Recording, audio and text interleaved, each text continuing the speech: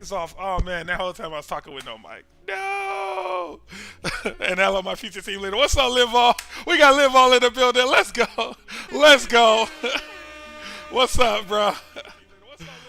Yo, what's good? Hold on, let me get there. I got the. What's good, man? Happy Friday. Hope you're having a good day, my guy. Okay. So I got to start over, right? Welcome to the Junkyard.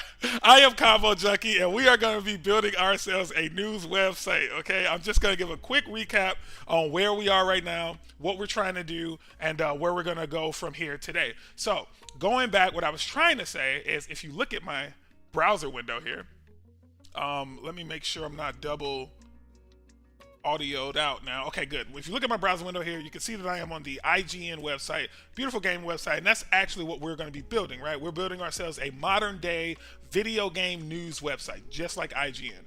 And we have 3 content types that we're going to focus on for our site, right? So the first content type, and really the meat and potatoes of the entire experience, is this concept of a story content type, right? Where you have this this kind of array of different things that you can talk about, that people can write about, and you can put those things together to make up the website or make up sections on the website. So if we scroll down here, this is like a featured story, but here's a story, here's a story, there's a story. Everywhere there's a story, right? So for stories, right, for a site like this, you would want to make sure that your stories can show up in the various sections of the site that they belong in. So that's where this concept of tags comes in. That's our second content type that we're going to create, right? A tagged content type. So if I click on Suicide Squad, the expectation is that I am going to be presented with a bunch of Suicide Squad specific story pieces, right? So if we click on this right now, we head over here, we can see that this is Suicide Squad, all Suicide Squad, all day, all the time, right? So nothing but Suicide Squad. And that's what the concept of a tag gets you, right? You could imagine you might have like 500 stories in your database, but you don't want all of those stories to appear on one page, right? Your users may want to only see things that are related to the Suicide Squad, and that's where this comes in. And the last piece of content types the last content type that we need to create is the person content type, because as you would imagine, each of these stories, right, were written by a specific author or a specific person. So we are going to need a person content type. And just like sections, yep, you should be able to click into these people content types and see specific content that person contributed to the website. So this is a comics lead named Jesse Sheedine from NC. We got a little bio here. Here's his Kicksplode. I guess that's his user kind of nickname. And these are all his stories, right? These are all the stories that he either authored himself or contributed to, right? So it's really, really cool. That's what we'll be doing. Now, let's look at where we left off, right? So let's go head over to our Jira board. And let's see where we left off. Okay, so let's go. Yo, Livall got the energy. I love that Livall bring the energy on a Friday night, because I definitely need the energy. I appreciate that, Livall. Okay, so where we left off was we were making enhancements to our homepage.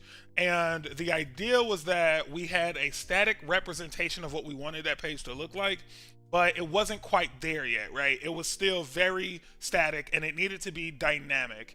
It needed to feed content in from our Sanity content management system, and that would make it a complete page, right? And then we had some URLs and stuff we had to tinker with, but the big thing was that we needed to make it dynamic, and we did that. Right? On Wednesday, we actually achieved a fully dynamic presentation. Quick question, isn't all those information about the website confidential? No, this is a fake website. This is not real. This is just a dummy project that we're doing to help us learn. Like, my whole goal here, Linval, is to learn Sanity.io, which is a content management system framework. I want to learn NextJS and ReactJS, which are front-end development tools, right? And I want to learn Vercel, which is kind of a hosting platform / code deployment platform.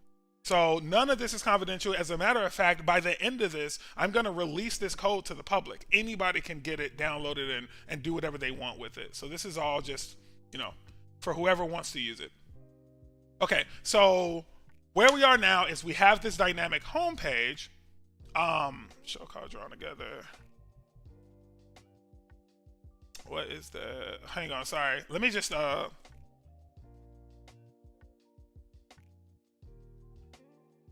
on one second.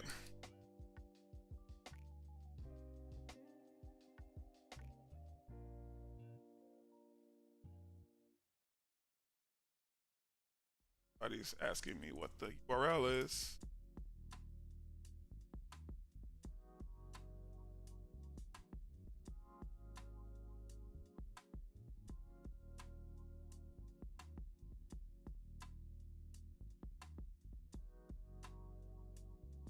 Okay, all right. So we finished all the connecting the dynamic dots, and that was done. But something happened yesterday. I was creating video content yesterday, as I do on the off days that I'm not streaming. And as I went to do the very last video, it was a YouTube short. It was really, really nice coming together. I was on the last part of it. And then for whatever reason, my Sanity Studio would not return content. It just refused to return any content. So I thought there was something going on with it. And sure enough, there was like a WebSocket error that I was getting. And I was like, all right, so I didn't know what to do. So I started troubleshooting until like the wee hours of the night.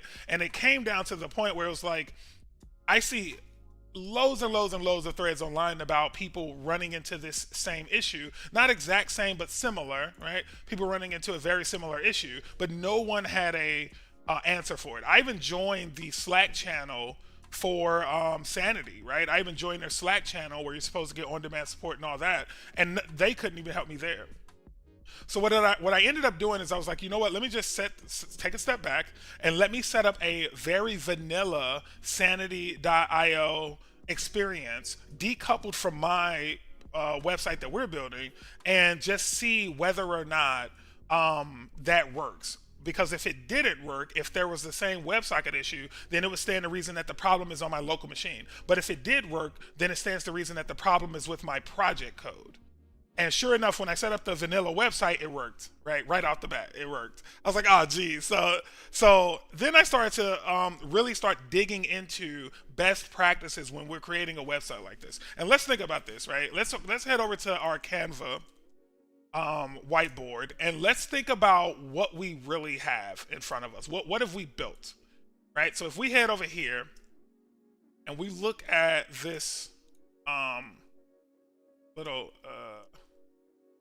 now let's not use this.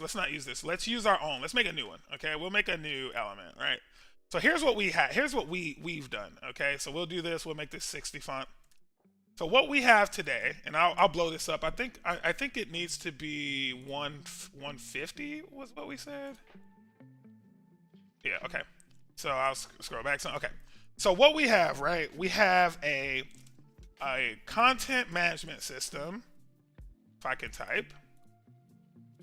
Okay. We have a content management system.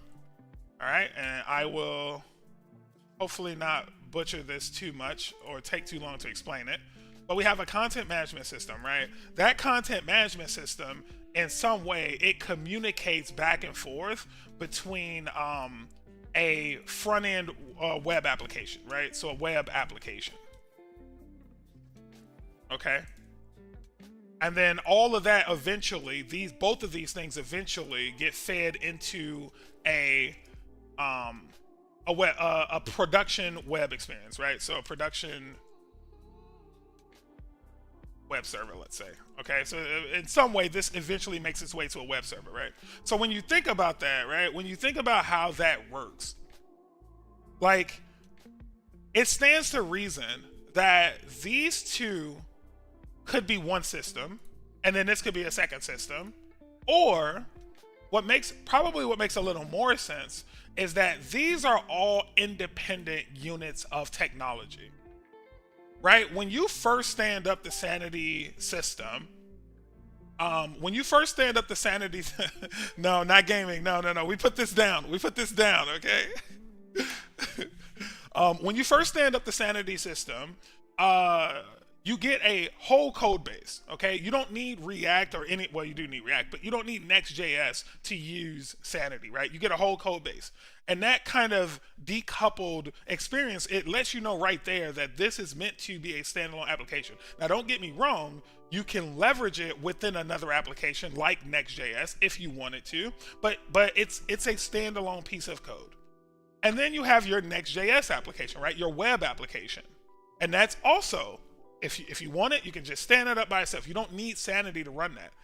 And what that tells anybody who's worked on enterprise architecture before, that tells you that those are different concerns. Those are very different concerns. And you don't want to start blending those, especially because they both require package management. Okay? Both of these systems can work on their own, they can do their own thing, and both require some kind of package management to keep up with one another. So when you think about a site like WordPress, for example, right? WordPress is HTML, I'll call it. I don't even know if that's the right term for it. I don't know if they're using Twig these days or not, but their HTML or their web application, their front-end experience is deeply coupled, like tightly coupled to the content management system. So WordPress looks more like this, right? WordPress is like that a little bit. And then you have both of these feeding into the production website. But WordPress is married to its web application, okay? Whereas this NextJS Sanity thing that we're doing, the marriage doesn't exist, right? They are partners in crime, but they are not tied at the hip. So the bigger our application was getting, it started to become more and more apparent that we were adding things to the NextJS application simply to support Sanity. or vice versa, right? We found ourselves adding things to the Sanity application simply to support NextJS, right? Like we were literally doing what we had to do to make the things work, while at the same time, if you have these married and they both share one package manager, then that means if this thing here requires, if this required, let's say this required 20 packages, right? But let's say Sanity only requires 5. Well, now guess what? No matter what, Sanity is now maintaining 25 packages unnecessarily, right? It only needs a fraction of those, but because I married them together, sure enough, it was managing both. And what ended up happening is one of the packages required for my Next.js application, it conflicted with the socket management in the Sanity application. So whenever I would go in Sanity to make a request for content, I would get hit with this error. And if I were to fix that error, then I would bring down my application. Okay? So what I decided to do, and I know this is going to sound insane, but what I decided to do was just say, forget it. You know what? I'm just going to decouple these entirely. So I kind of started from scratch, right? So at around 5:30 this evening, I ended up decoupling everything. Well, first off, I started a whole new Next.js application and Sanity Studio application and completely separated them out. No longer are we going to say those two live in the same code base. It doesn't make sense. So I separated them out, and I've started kind of piecing all the stuff back together. You know what I mean? Like I started to put all the pieces back. So is this like a TED Talk for coding? No, not like a TED Talk for coding. Right now, I'm just giving an update to anybody who's uninitiated or anyone who, may not have been involved with the stuff that we did the other day. But yeah, in a minute, we're just going to be coding, and I'm going to be explaining how does it work, and if you want to just chat in the group, the general chat, you can do that too. I'll tell her I answered on stream. All right, let me close that. All right. So that's where we are now. So we won't be able to jump right into the Jira tickets, which is this one, and we only have the carousel left for this, but that shouldn't be too bad. We won't be able to jump right into it though. We need to get our application back to where we left off. So that's our first goal. Hopefully that all makes sense. And like I said, there is quite a bit to do today, so we are not going to spend too much time talking here. We're going to dive right back into it. I'm going to fire up the IDE. Let's see where that is. VS Code. Where is it? Story wall. There we go. And I made a few key changes along the way, actually, because I didn't like how some of this stuff was going. So here, let me talk about one of the biggest changes that I made. Before, I was exporting these as constants because then I would my assumption was that eventually, let me blow that up a little bit. That's pretty tiny. Maybe that's big enough. I don't know if that's big enough or it needs to be bigger. Let me know, guys, if that needs to be a little bigger. But my assumption was that eventually I would have, for this one component, I would have maybe 3 or 4 different exports. So I was doing this, right? I was doing export const, and then I would declare a const of story wall, and then I would say it's equal to this anonymous function, right? But what we ended up finding out is that every component we built was a standalone file, and it was actually very well organized that way. So instead of exporting these like that, I'll just export these as the default, and then we can use the file name to include it in the places it goes, right? So if we look at this page.tsx, we could see my featured carousel here, right? Story wall here, etc. All right, so, and that's where we are. We are taking these UI components here, not UI components, but these components, and rehydrating our application from where we left off last time. All right, so hope that makes sense to everyone.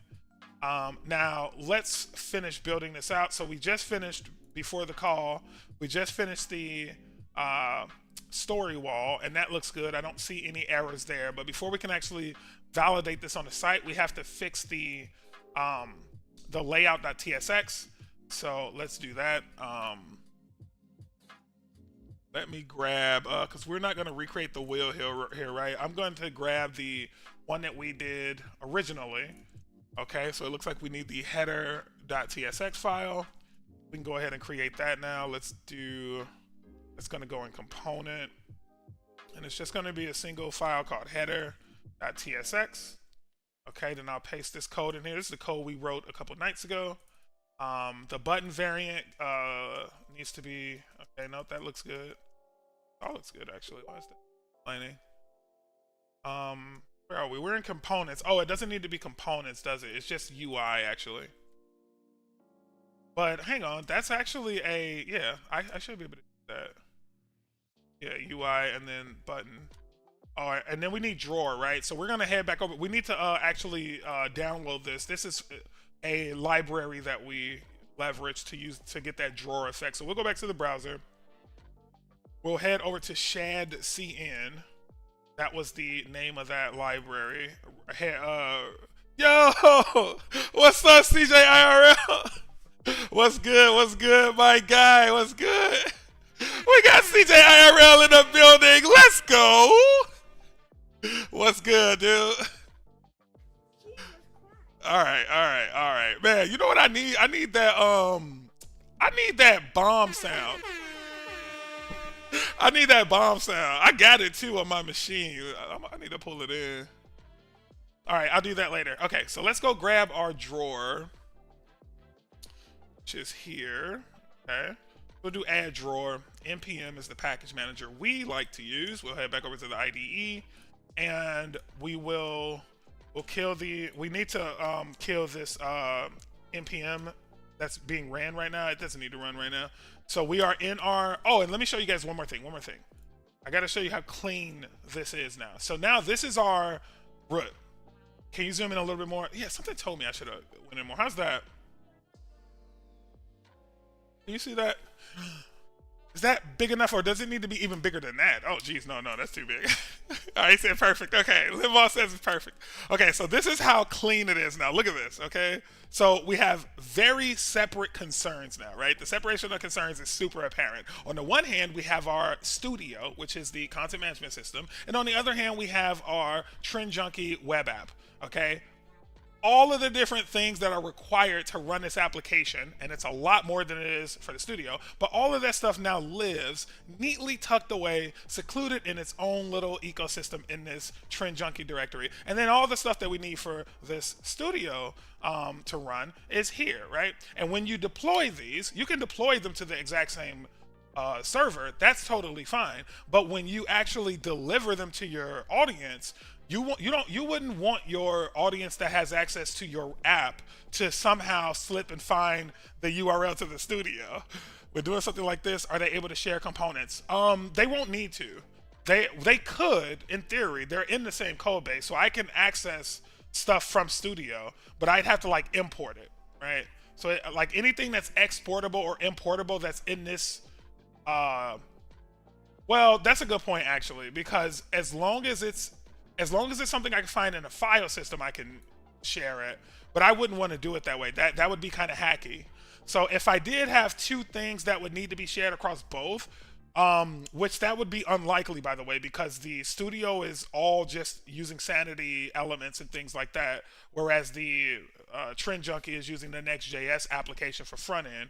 But if for whatever reason there was like a component of some sort that I wanted to share across the two, I would have to include it in both. Yeah, like drop downs and form elements. Yeah, so it depends on what drop downs and form elements you're using. Like it'd be really unlikely that I'm going to use the form elements from Sanity in Next.js, because if we go back to the browser, I'd most likely use Tailwind or shadcn for forms, right? Or drop downs or anything like that. I'd use like an actual front end framework instead of the Sanity framework, because Sanity is built specifically for that Sanity like back end kind of CMS experience. It's really specific for that. So yeah, so nice and clean, everything neatly packaged. So now we're gonna head over to back into our next application, and we will shut it down. I think what we need to do now is we need to go over to the browser. I think I already grabbed it, but I can't remember if I did or not. Go back to the IDE now that we have that, and just paste this in. And go ahead and install that. We don't need this anywhere but on this application. So now this error should go away.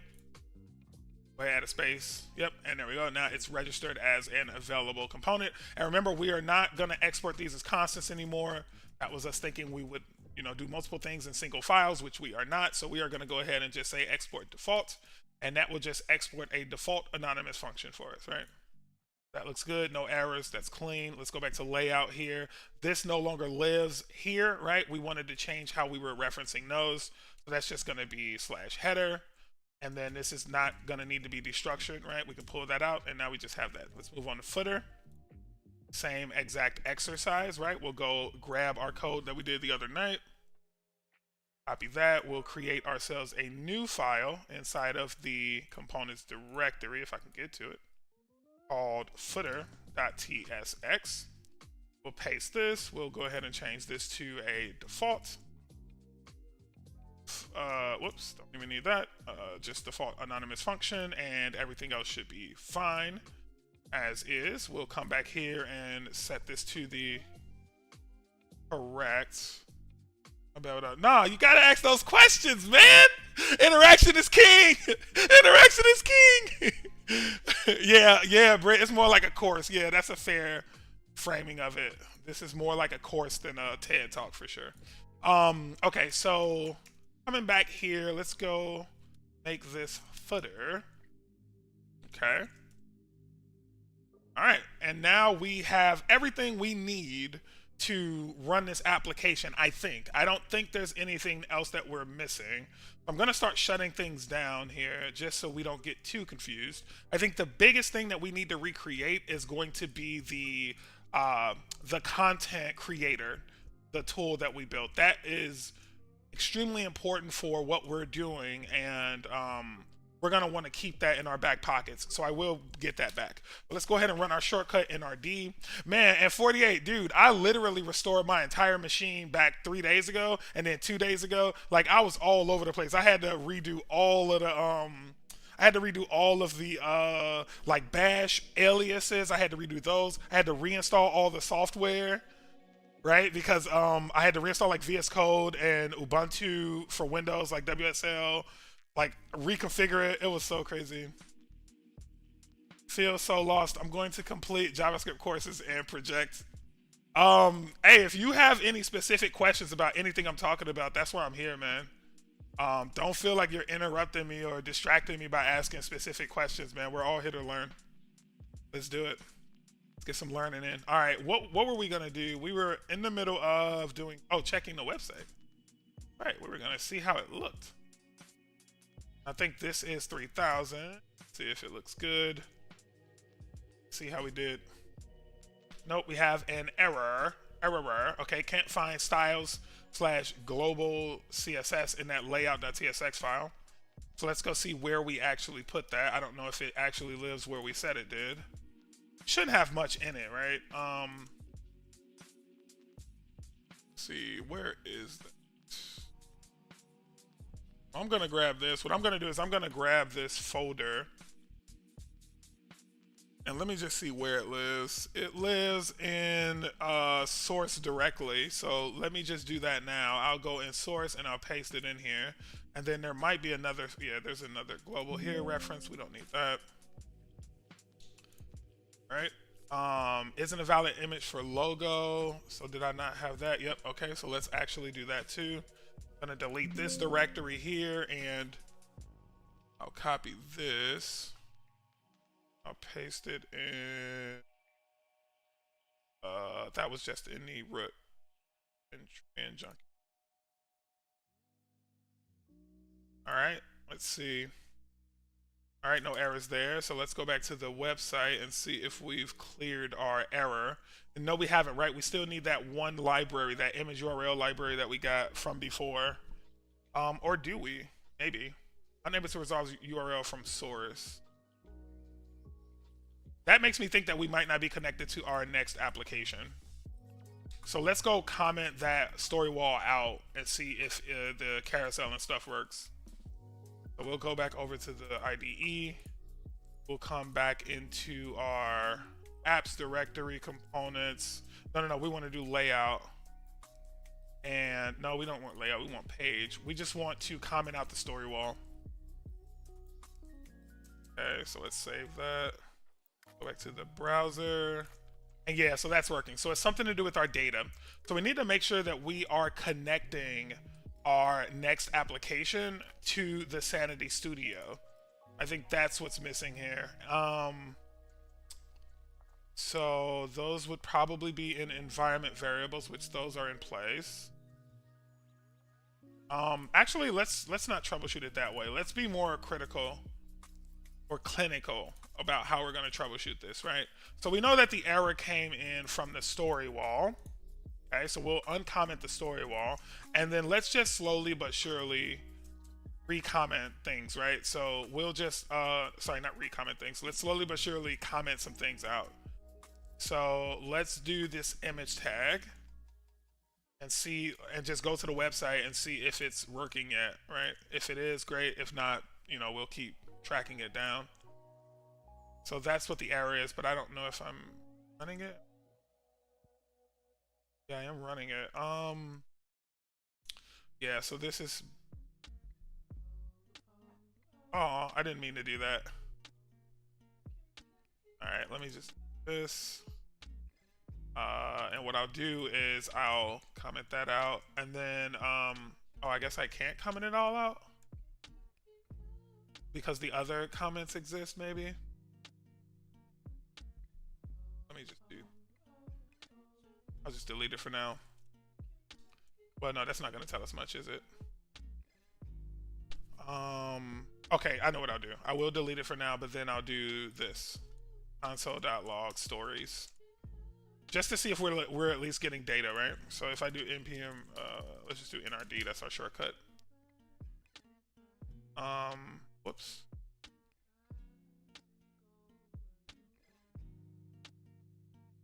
Right. Oh, see. Trend. And let's just see, once we open this, we'll trigger a console log. Let's see if we're at least getting the stories back in the IDE.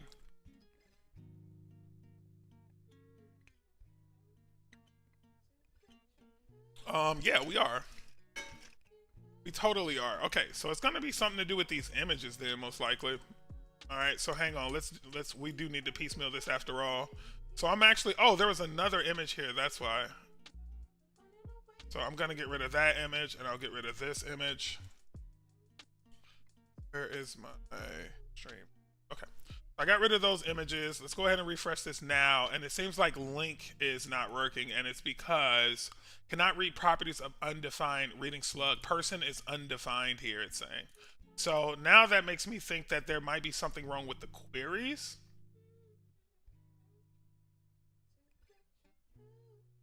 Oh, this doesn't look like enough, does it? This isn't parsed enough. This needs to be projected. Stories needs to be projected, right? We need to tell it that we want certain pieces of information. So here I'm gonna go spaces because this is driving me nuts that it's at 4. I'm a 2 space kind of guy. Okay, so what do we know we need, right? I think we have it in Storywall what we need. Yep, we have the exact stack of things that we need. We should be able to come here, and let's just do this. And I think there's a couple things that we need to dissect, right? We need to actually dig into some of these and get the information out ourselves. But for now, let's just let's think about this. What do we need, right? So for the, we don't need to do this anymore. We know that actually, yeah, let's do these one by one. Let's do these one by one so we don't get confused. So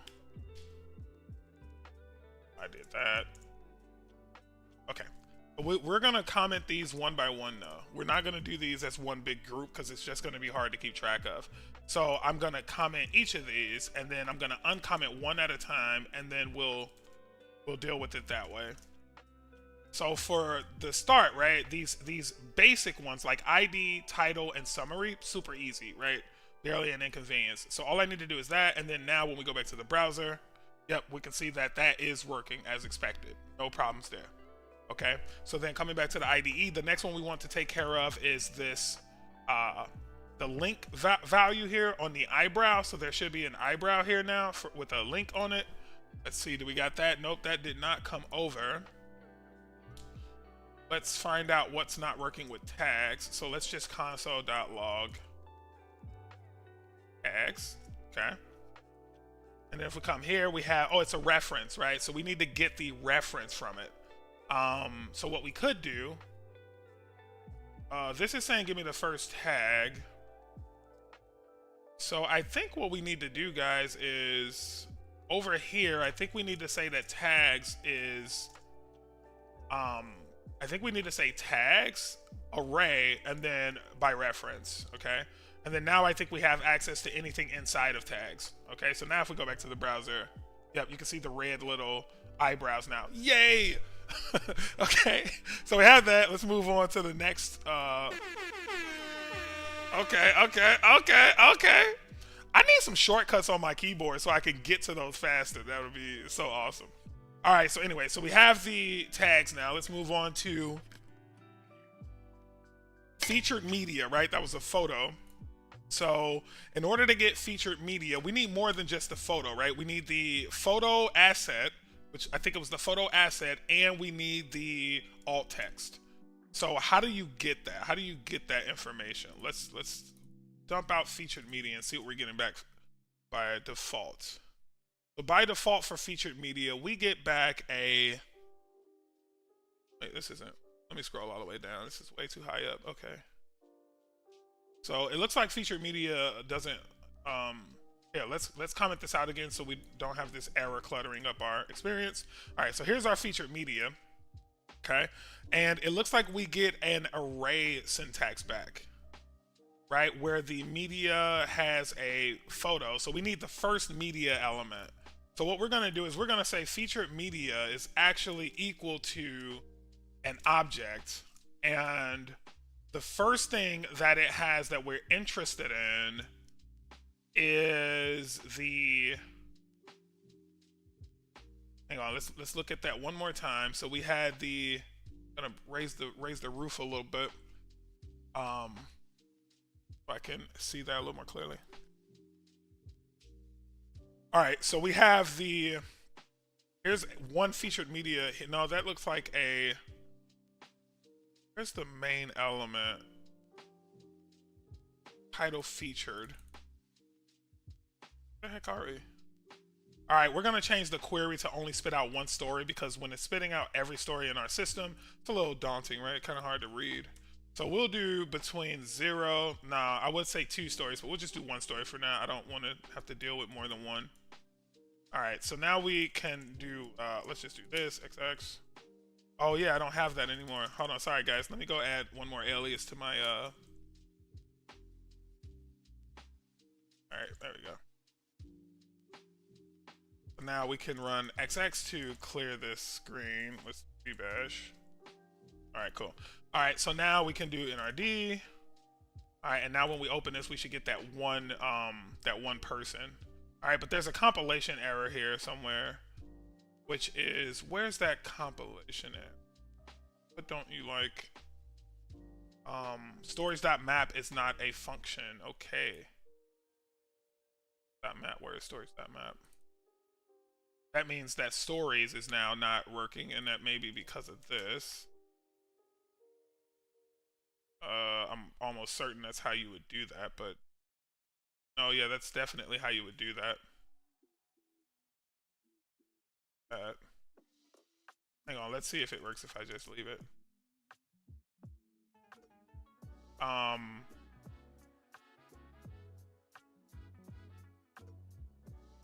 That just break. Now we're not getting anything back. Oh, I see what I did. Sorry. All right, that was on me. Let's just put this like this for now, so we can just make sure we're getting that, just that one item back.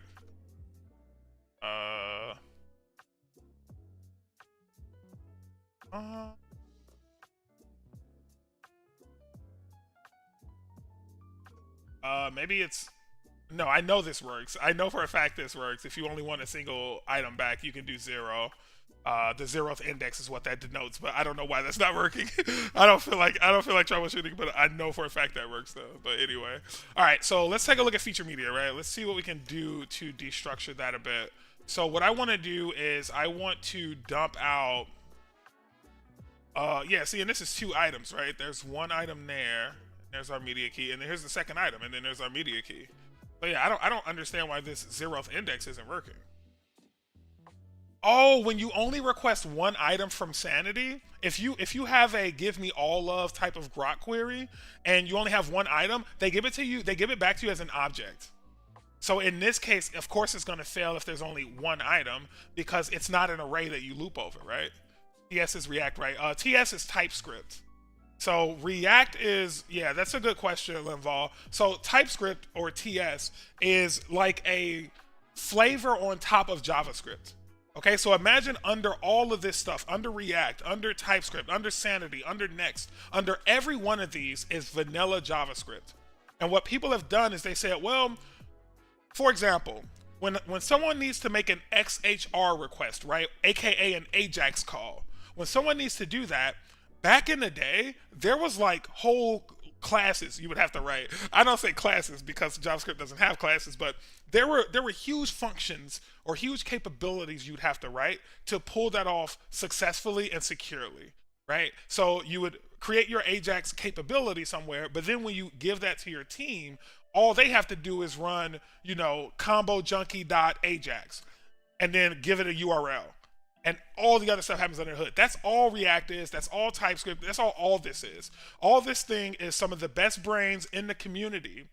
And that doesn't include me. People way smarter than me.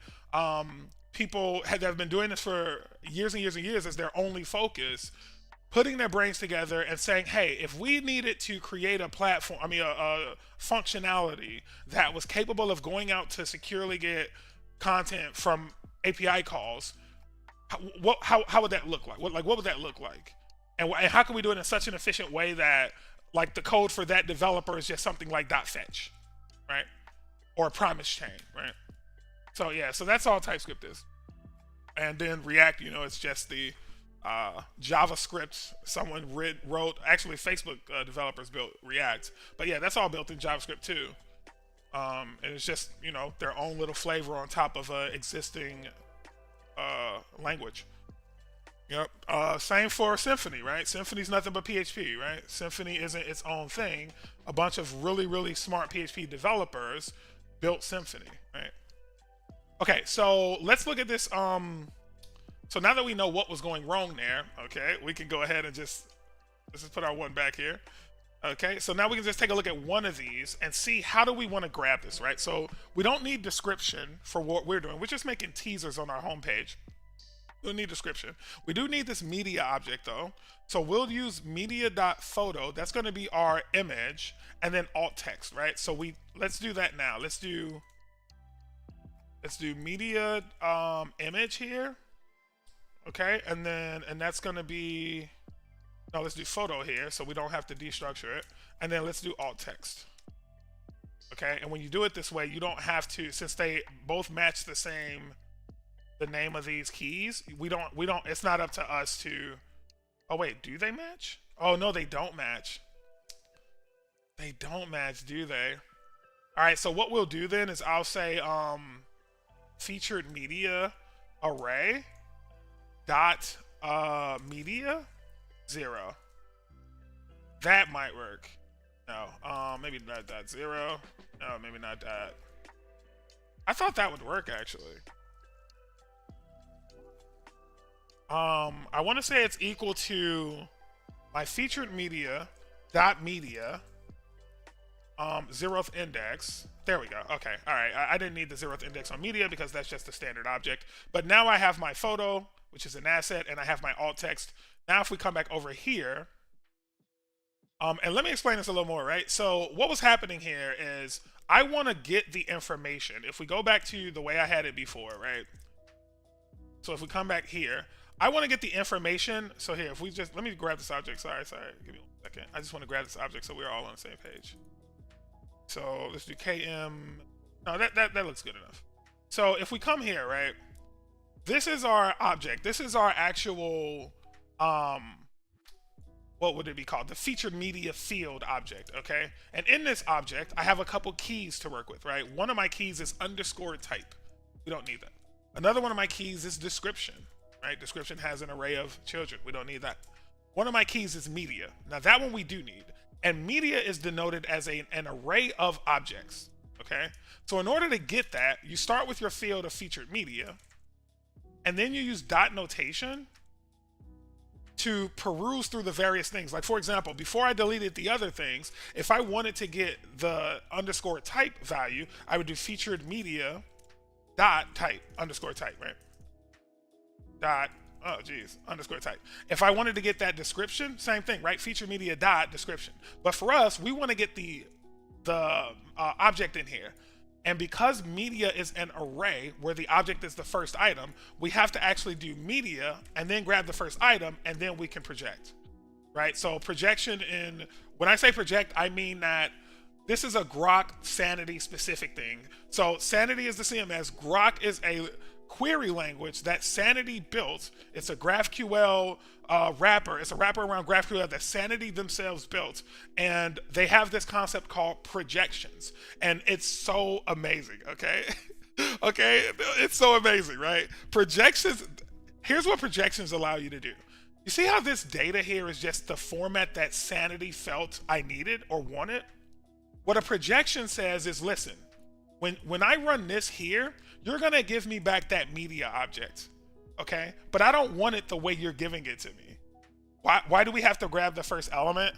I'll explain in a second, right? But I don't want it how you're giving it to me. You're giving it to me all ugly like this. I don't want it like that. Instead, I want it like this. I want my own JSON schema. Instead of using alt underscore text, I want it to be just alt, okay? So you can do this, dude. It's insane. You can say alt equals the alt underscore text. And anyone who's created an API before, you're probably familiar with this, and you already see how powerful this is. But when you're creating an API, you're on the hook for everything on the left, right? And then you set it equal to the things on the right, right? So doing this on the fly in the middle of querying is extremely powerful. So why do we have to grab the first element? So that's a good question. And that's actually a flaw in our design, in my opinion. Now you can see that Sanity just does things this way, but the main reason is when you see these open closed brackets like this, what that actually denotes is that this is an array, meaning that there can be one item in here, 2 items, 100 items, who knows? We know for our purposes that we always only want the very first item, right? Because for us, all we can support is 1 image per story, right? That's all we can support on the homepage story wall. 1 image per story. So if this story has 12 images, we're not going to show all 12 on the homepage. We show the first image on the homepage. So you see your title, your actually let's go back to the browser and let's look at that not that. Oh, what up? What up? Hold on. What's good, Pat? Hey, listen, I'm streaming right now. Let me hit you right back. All right. Oh, we got a new sub. What's good, Jay? What's good, Jay? Welcome to the Junkyard. Let's go. Let's go. Okay. All right. Okay. All right. So going back to this, right? So in thinking about that media array, this is what our story wall looks like. We have topics here, we have an image, blah, blah, blah. If this first story had 8 images, I don't care, right? Image 2 through 7 don't concern me because I can only fit 1 image per story. So what we're gonna do in the data, what we're gonna do is we're just gonna only care about this first image. And the way we do that is by using the 0th index here. So let's actually finish writing that. I hope that makes sense, Linval. Let's go ahead and finish writing that. That is going to be featured media.media 0. And then we're going to project, right? Our own. We're going to project, right? I love the word too, because project means that you're going to project your own feelings on someone else, right? So we're going to project our own feelings on what we think this object should look like. I think that's hilarious that they use that. Anyway, so we know we need alt text, and I don't care to do anything beyond this, right? And we need photo. So if I save that, and let's actually get back to our terminal here. Let's fire up the app. Whoops, CD studio. D. No, you know what? We need an alias already. We need an alias that's like start studio and then start app. Let's see. Do we have anything for SS? We do have some for SS. What else can it be? Start Sanity Studio, SSS. SSS. Yeah, so there is no SSS. So let's do an SSS alias. And this has nothing to do with JavaScript, guys. This is literally just Linux right here. This is me adding shortcuts so that I don't have to keep typing the same thing over and over here. So for SSS, what I want to make sure I do always is I want to make sure first that I go to the project folder and then go to Sanity. So here, it's going to be cd into sites / sanity next / studio. And after that, run our nrd command. So now going forward, in order to start the Sanity Studio, I should be able to just hit SSS no matter where I am in the code base. So even if I go to like CD, home, right? I should be able to do SSS. Well, let's rebash first. I should be able to do SSS, and there we go, right? We not only get taken to the right place, but our code just starts. And then let's do another one for the app. What should we call this one? Maybe this is AAA. No, start AA. Yeah, SAA. Okay, cool. So SAA. So they're all going to be S's, but one's going to be SAA. And this one actually goes to Trend Junkie. Okay. All right. Okay, that looks good. So let's rebash that as well, and then let's do SAA. There we go. We have them all starting. All right, cool. We'll close that. We don't need that right now. All right, let's head over to our... No, we don't need the studio. It's actually the app that we do need. So CD into Trend Junkie.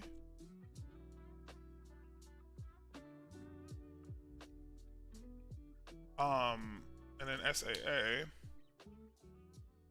Oh, wait, I never rebashed this one. Bash the other one. Okay, so now we'll open our app in the browser.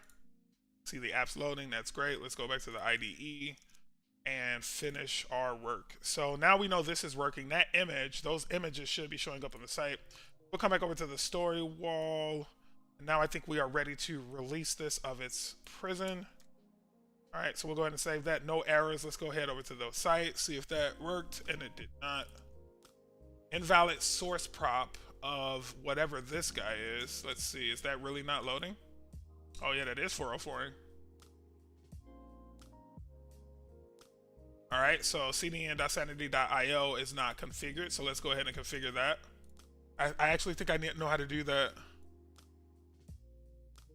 Yeah, I think I know how to do that without them. So let's go to our IDE. Side of our next config. No, not there. It's going to be there either. Here.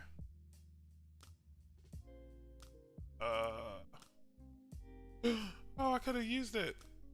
All right, here we go. Let's do that. And then hang on, guys. I want to add one more thing. I want to add one more thing that I got rid of it on purpose, but I want to add it back now.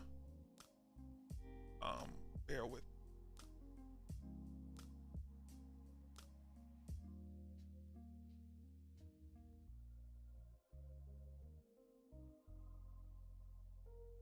Let's see it.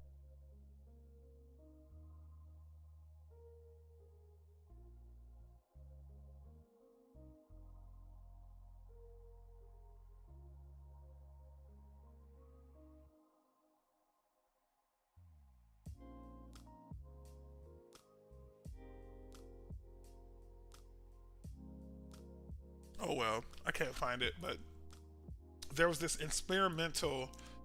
Let me see if I can find it here on the browser. There was something called like experimental. Yeah, there it is. but I got rid of it, I think.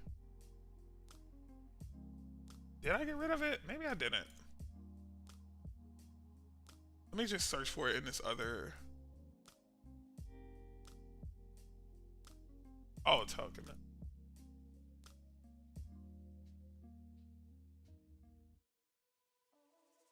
There it is. What this allows us to do, this is a little, it's not built for prime time yet, but what it allows you to do is you can make sure that your token values don't ever make it into like beyond your code base. Like even if someone hacked your front end React app, they wouldn't be able to get to your tokens, which is really helpful, right? That's super powerful.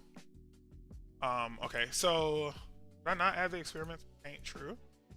Come on, Taint, you're true.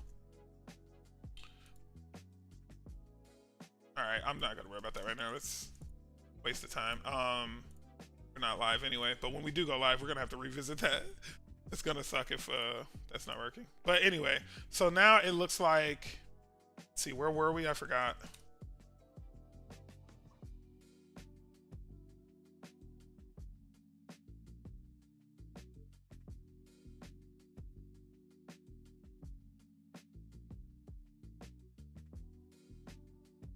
Oh, I see what I was doing.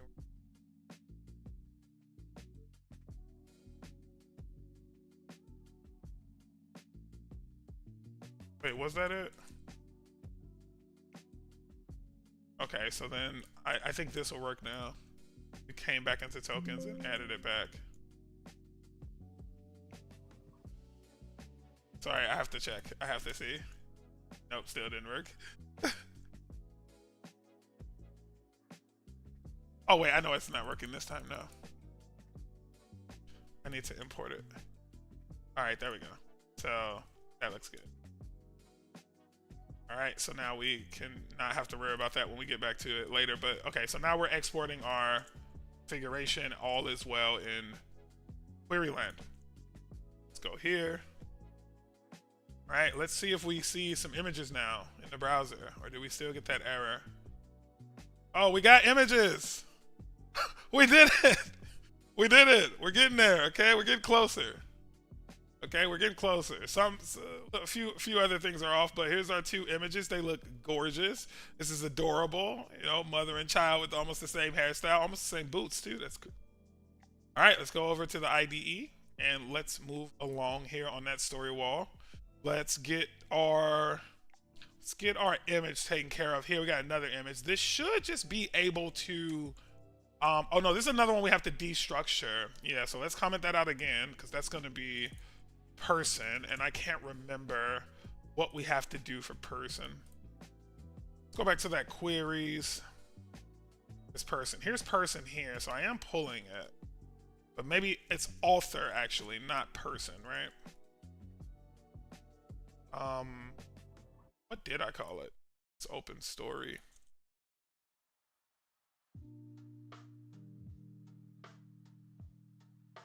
Oh, the authors are null. Ugh. All right, we got to do it. You guys know what time it is, okay? We need our data creator, okay? We got to pull that back over. So we are going to take a minute from our front end work and we are going to reinstantiate our data creation tool. So let's head back over to the scripts here. I'm just going to bulk copy paste this in to our Sanity Studio application here. So I'll paste. And take a sip of water. Developers be thirsty.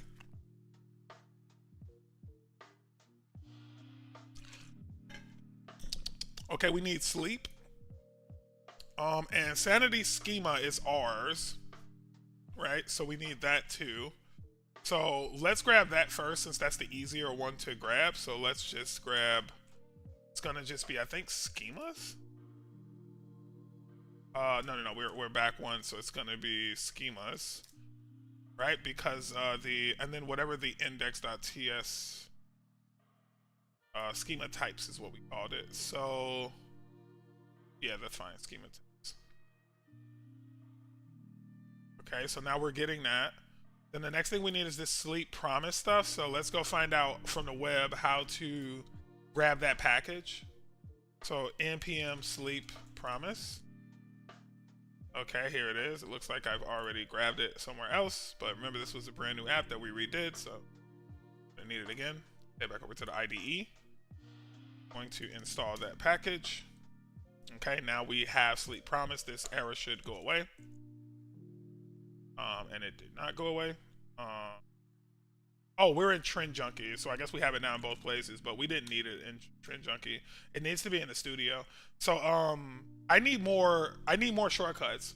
I need like a GS and a GA. Yeah, go to the studio and then go to app. Okay, so then we're gonna create a couple more shortcuts here.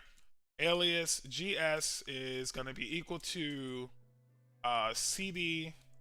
All right, we're typing this in quite a bit, so this is gonna be called our root. We're gonna export a root, a site root variable. Export site root equals that. I think that's export. Here, let me do code. Actually, let me get an example of an export here. Almost certain that's it, but yeah, that's it. So we'll do export site root, and then here I can start doing this now. I can start replacing. Actually, let's just wrap this in double quotes, and then now I should be able to start replacing these with what I deem is my site root, $ site root. And then this whole thing now needs to be in double quotes that it can interpret the variable value within. And then now we can say cd2 site root / studio, right? And since we're doing that already here, right, we don't need this more than once. We can actually say that there's an alias here for GS, which is this. So GS is going to do that. And then now I don't need this, right? I can just do GS here.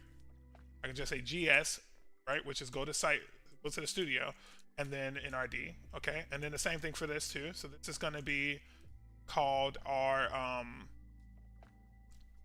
I think AA is what it'll be.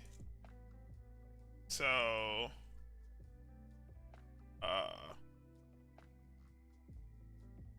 wait a second. No, I don't want to do that. Yeah, no, this is good. This is good. GA. That's good. And then we'll just get rid of this because now this is really what we want, right? So it's going to be GA. I don't know. Nope, can't do that right now talking. GA NRD. And then this is, we can change this now to, I think it was SSA. For the, no, SAA. Start. It would be SNA if we're being real, but maybe I'll just do SA. Let me see if I can just do SA. Start app. Yeah, SA is good. So start app, start Sanity Studio, start app, and then go to app, and then go to studio, right? Wait, I feel like we have too many things happening here. Yeah, that's not needed. So go to the studios there, and then go to the app is here. Yeah, that's good. Okay, cool. So then rebash that. I don't know why that just took me so long. Captain KJ, stupidest question ever. Where are you importing from? That's not a stupid question. That took me such a while to figure out when it came to React and stuff. It's a really good question. So what he's asking is, where are we importing these from? Like, where are these things coming from? So there's 3 places things can come from when you import them. The first place, and probably the most common place that anybody working on an app will import from, is this directory right here, the node modules that you've added to your package. So when you do something like npm install sleep, you're basically downloading files to this directory. Okay, so that's the first thing, right? The second place that you import from is your local computer. Okay, you import from just random local directories that you define. So I can say, if I wanted to, right? So like this schemas directory, // means go up a directory, right? So these are actually looking at my current file system. Okay, that's the second place. The third place is similar to the second, but it's a little different.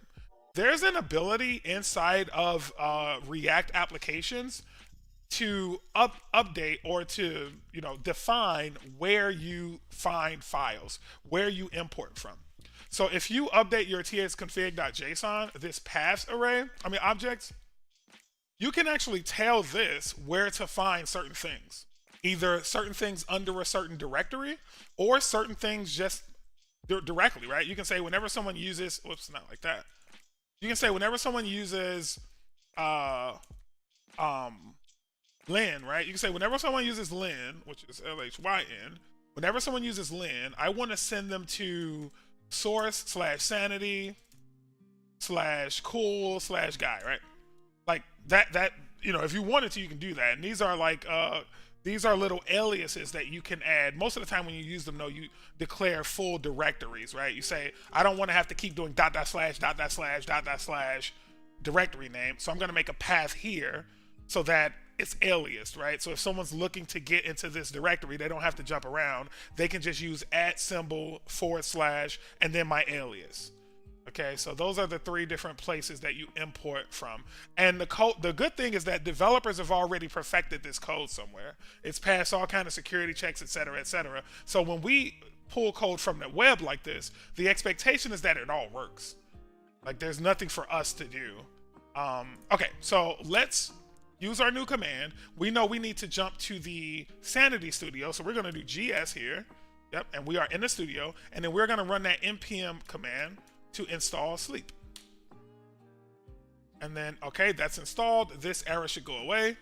There it is. It's gone. We need Faker now, right? So let's actually install Faker.js. We're going to do npm install npm install Faker.js. Okay, I don't remember what that tag name is. Let's go to the browser and find out. I was trying to be cool there.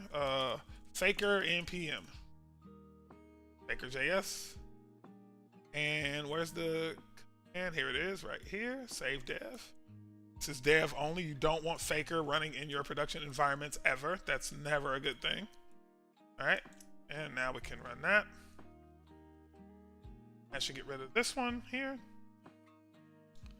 All right. So I'm actually going to do schema types as schema here, because remember last time we wrote this, all throughout this file, we have schema. And then the way we set this up last time was schema had a types key. So let's actually check that now. I don't know if that's still the case. Where is it? It's here.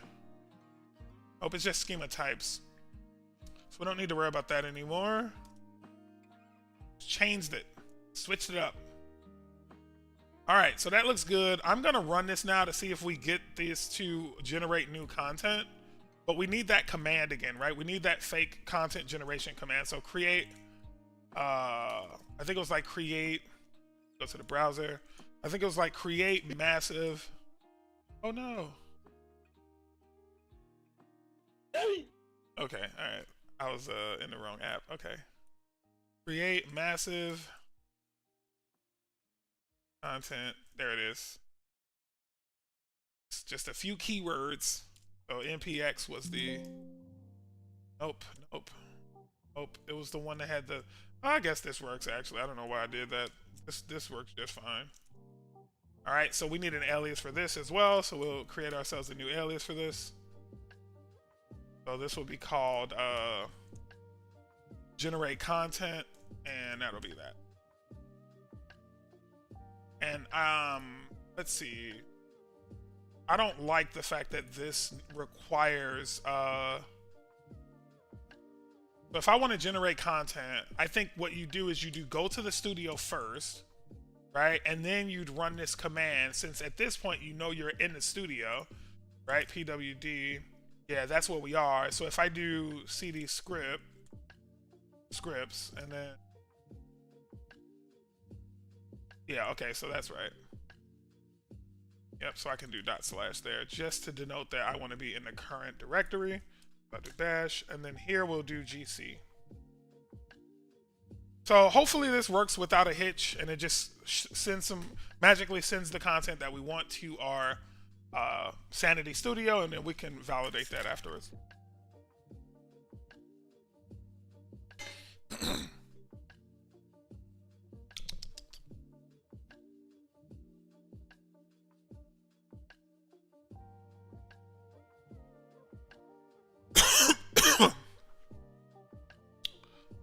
All right.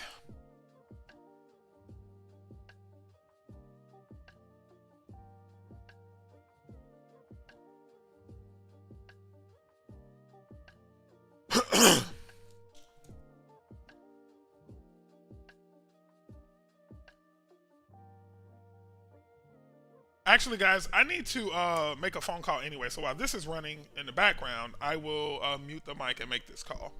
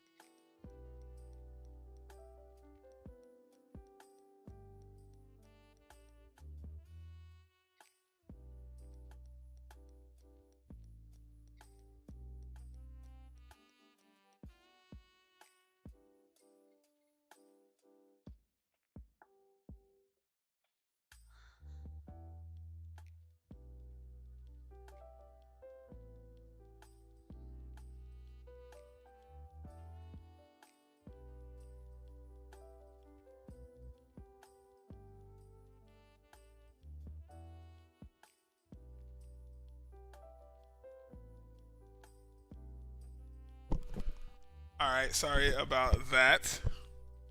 Had to take care of that. All right, looks like our content got generated successfully. To validate this, I am going to head over to the website. And, well, let's first start up our studio.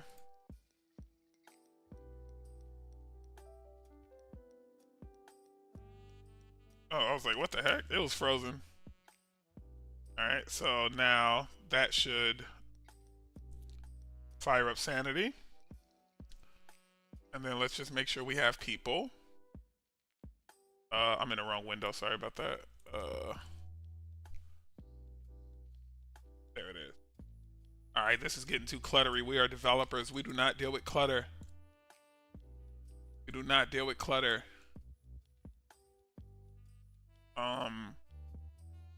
Yeah, we don't need any of that. Let's pin this guy. Pin the tail on the donkey.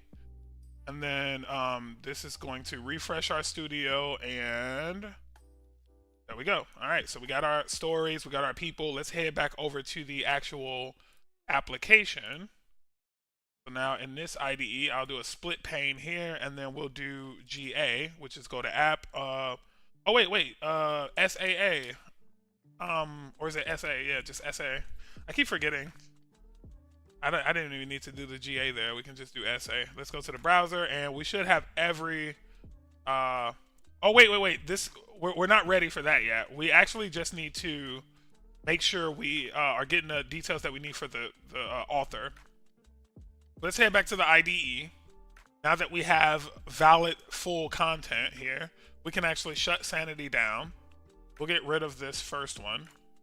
And just focus on the author that we got back. So these are the authors for the 2 stories that we got. This is the author. That says null. Oh, these are still the 2 stories dumping, I think. It's saying right now that author doesn't exist. What did we call that on the Oh, it's authors, because there can be more than one. Yeah, so we only need the first one. But for now, let's just grab this. Let's actually comment that out, and we should be seeing... There they are, right? There's our authors. So what we're going to do is we're going to say that we only want the first one, and we want the reference. And the way you do that in Sanity, to say that I want the first one and the reference of the first one, is you say... Authors is actually going to be equal to authors array first, right? And dereference it for me. Okay, and obviously we'll do something else beyond this. Like we'll give ourselves some projections here, right? We'll tell it what to look like. But first, let's just make sure we have our author. So here's our author, type of person. What information do we need for them? We need their name. We need their slug, right? So we need their name object, which is a full name. We need their nickname. Okay, so we'll grab that. And then we need their slug. Okay. And do we need their slug?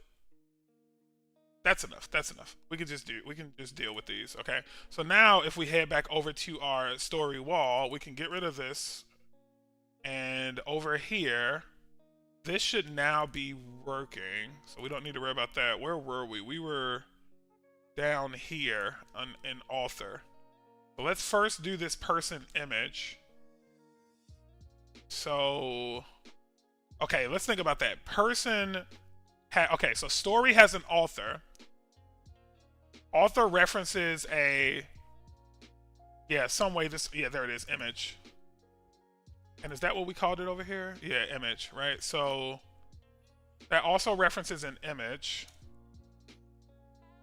And what we need to see is what that image looks like when it's fully destructured. So we're going to open this back up, this person, and we're going to do person.image. Whoops. We're going to do person.image here, and that should spit that out. I didn't like that. Let's just do person and see what happens.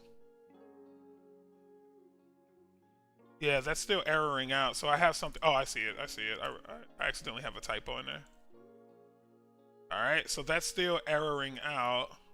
That means image is not where I thought it was in the object. So let's go back to the queries and get rid of. Let's get rid of all of that for now. Let's just see what our author object looks like. So this is going to be actually person. There it is right there, right? So we just had it wrong. It's person, not author. Then where's the image? There's the nickname. There's the slug. There's the name. I know we have an image.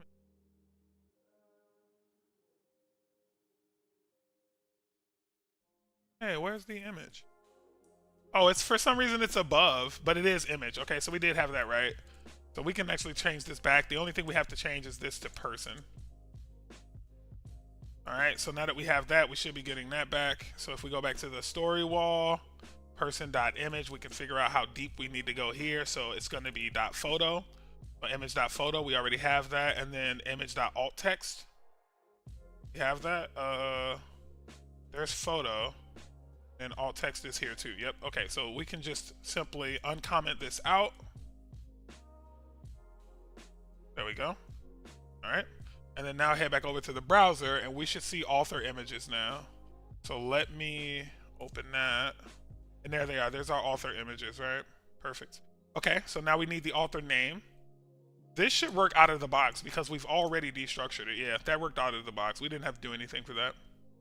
Okay, so now we can extend this to beyond just one story, we'll come back to the IDE and we'll update our query to remove this limitation, right? This is saying give me the stories between 0 and number, right? So I can say give me 5 stories, right? If I wanted to. And we head back to the browser, we'll see that only 5 stories are appearing on the page, right? We got 2, 4, 6. Oh yeah, 6.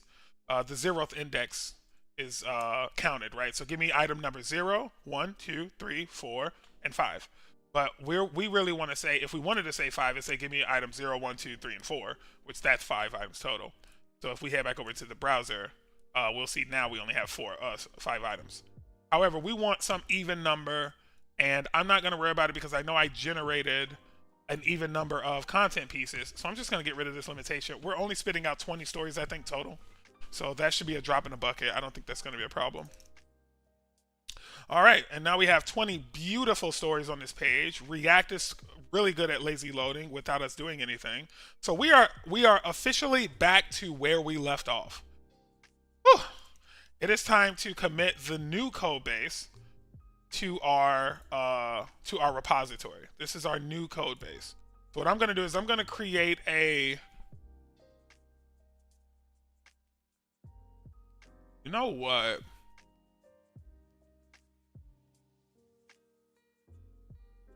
I think I might create a brand new repository. Yeah, I'm going to create a new repository for this.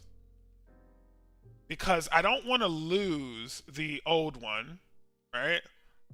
But really, do I care about it? So somebody's asking me what exactly this is, okay? And I tried to tell them to just join so I could explain it. They want me to type it.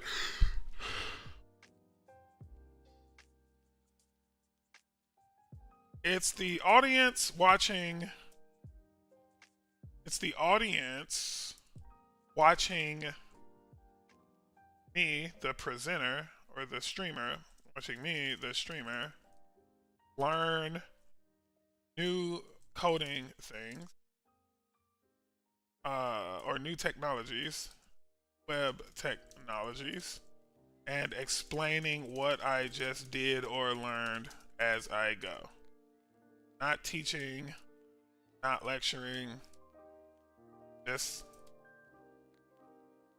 saying what I'm doing or learning as I do it or learn it. All right, I don't know how else to explain it. If that doesn't make sense, hopefully that makes sense. Okay. That doesn't make sense. Hopefully that. Okay, cool. Okay, so let's think about this. Actually, I changed my mind. I do not think we should.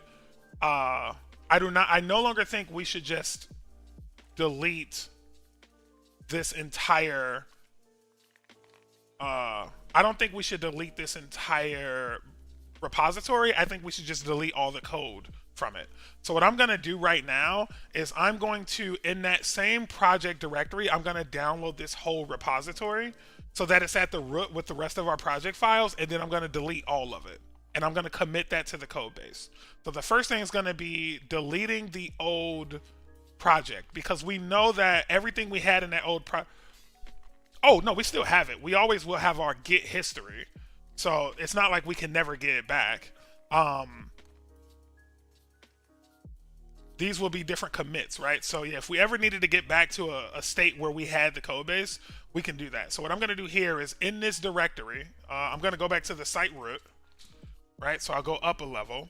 Right now we're in the site root. It should just be 2 folders here, Studio and Trend Junkie. I'm going to clone our directory so that our Git, let's put it in Trend Junkie. Let's say TJ Prime is what we'll call it. So now it's going to go into a folder called TJ Prime. And then what I'm going to do, this first commit that I'm going to do is going to be me deleting the code base. So that's the first commit that we're going to push up, and we're going to commit that and merge it into main first, right? So I'm going to say, yep, I'm going to delete permanently for TJ Prime, delete. And then now I should get a bunch of changes here, right? Initialize repository. Okay, so now this is a bunch of changes. And I need to make sure that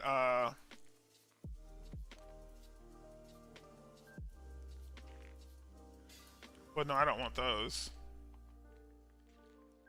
I just want the delete. Hang on, I have to get that back now. All right, so let's do that one more time. Okay, so now it should factor those in. And yeah, let's do it from here. I think I have to do it from inside TJ Prime. That permanently. All right, so now that I just did that, there we go. All right, so now we should eventually get to a bunch of deletes. Here they are. So these are what I want to commit. Let's say this is, so let's actually do that. CD into TJ Prime. Okay, and then I want to do git commit -m. I think the git folder should still be there. Hang on, let me check that first. Yeah, the git folder won't show up here. It'll just show up when the next time we search inside that directory, it'll show up. But git commit deletes improperly structured code base from main branch. Please tell me who you are. Oh, I have to I thought I did this already. Okay, let me just do this real quick. I thought I did it already. Who am I? Who am I? The girl says moi. How can I make love to a fella in a rush? Who stole the keys to my truck?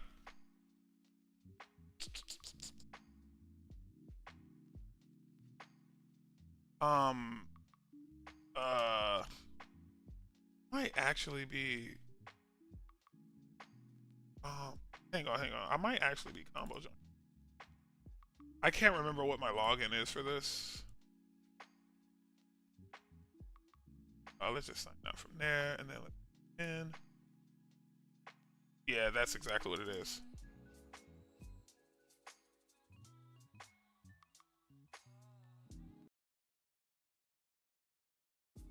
There we go. Yeah, there we go. Okay. So git config -- global gmail.com.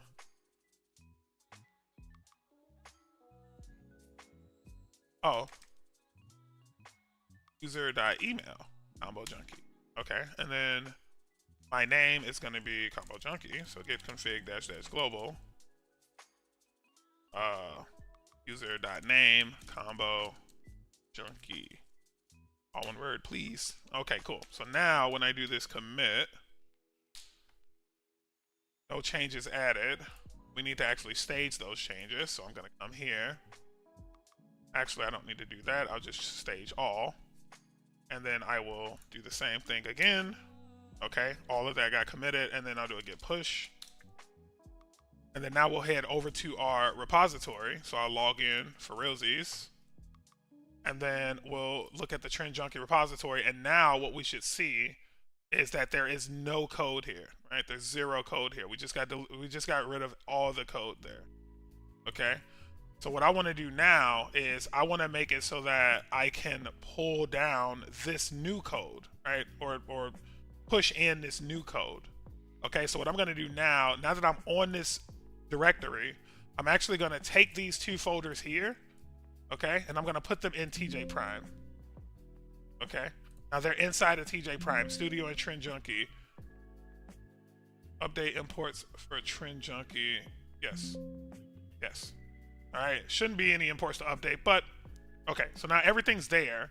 Now I want to commit this, right? Because now it's in the right place. I'm going to actually push this now. I've just been showing the wrong screen. But yeah, now I need to push this stuff to the new repository. So here's what I did, right? I took everything that was in TJ Prime and deleted it and committed that. And then the only thing I was left with was Studio and Trend Junkie. So in order to push that back to the web, I'm going to move Studio and Trend Junkie into TJ Prime, right? And then I'll do a commit. Easy as that. So now I'll come back here. I staged all those changes, right? I staged all those new changes, from Studio and from Trend Junkie. And then I'll do a git commit -m. Actually, wait, first. Oh yeah, there is no merging. We're pushing things straight to main. So these are just going to be separate commits though, in case I need to change things. Yes.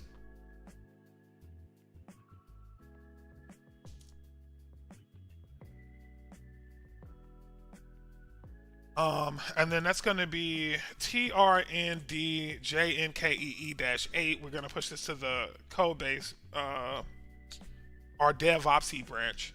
And then this is going to be updates, code base structure to best practice format, separates next app from Sanity Studio. There we go. And then we'll do a git push on that, and then we're done.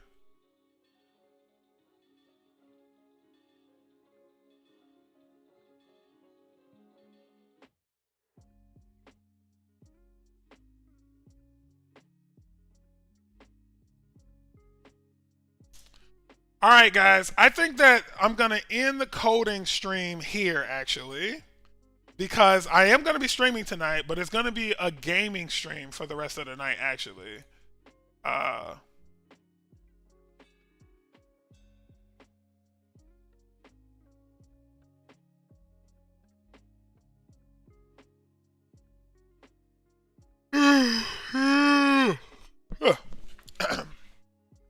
It's going to be a gaming stream tonight, and I think I'm going to be playing video games with some old friends.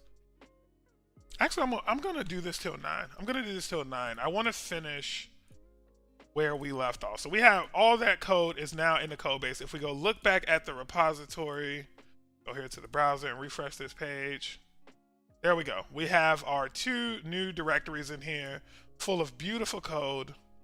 Oh, that looks so good. Okay.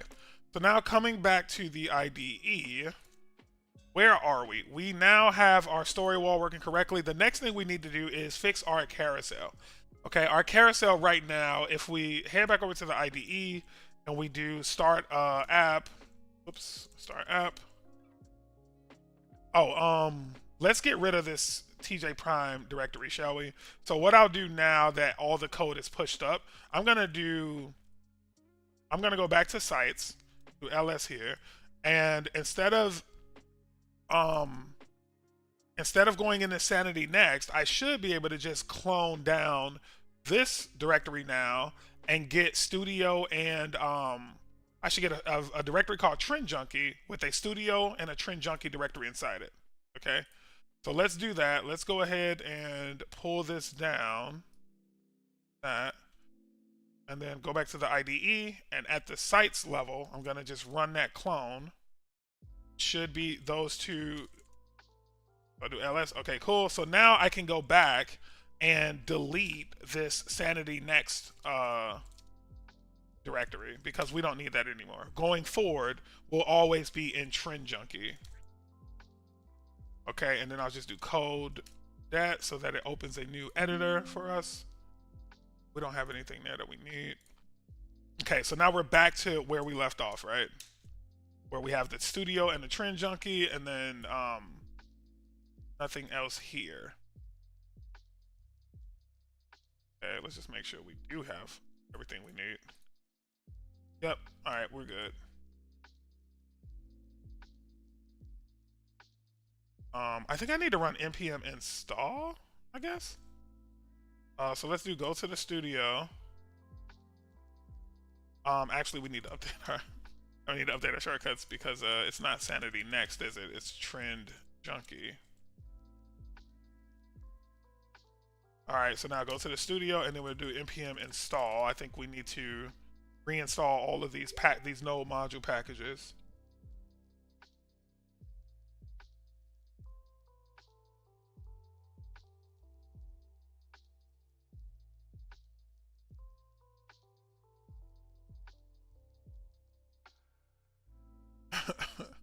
So then we can, yep, so now that clears those errors out. And then, and we're going to need to add something to our script so that we can automate that process. So that when we pull down this code base for the first time, it does npm install on both those directories for us. And we'll also need to add that to our npm, our Vercel deploy, right? Because when we deploy to the cloud, we're not going to be sending no module directories, right? That'd be billions of files.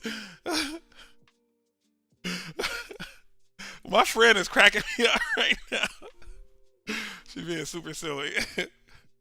um, so yeah, let me just get the code experience back. No custom aliases. Where is it?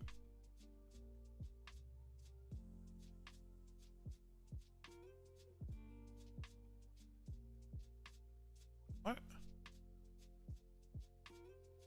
There it is. I was like, where's my screen? All right, we got it back. Okay, cool. So, and now let's do the same thing for the apps directory. Let's do npm install. And then this will get us back everything from that Trend Junkie app directory, and then we can finish our carousel. Our carousel is going to be a little tricky, though. We're going to need to use some math for this carousel, okay? Because it's not as straightforward as just standing up the carousel. So we're going to do an essay after this.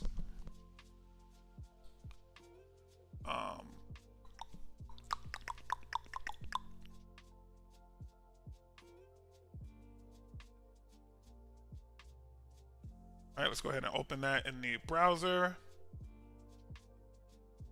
Where is my browser? Looks like we have a compilation error.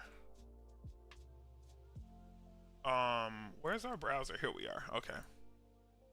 That's not the latest. Here we go. Missing environment variable. Oh, yeah, that's right. I keep forgetting that that doesn't come out of the box. Ugh. That's so annoying. I keep forgetting that. This is the second time I wiped that out without thinking through it. Hang on. I can get some of it back from here, I believe.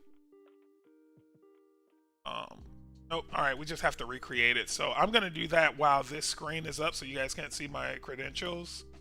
I have to make a NextJS,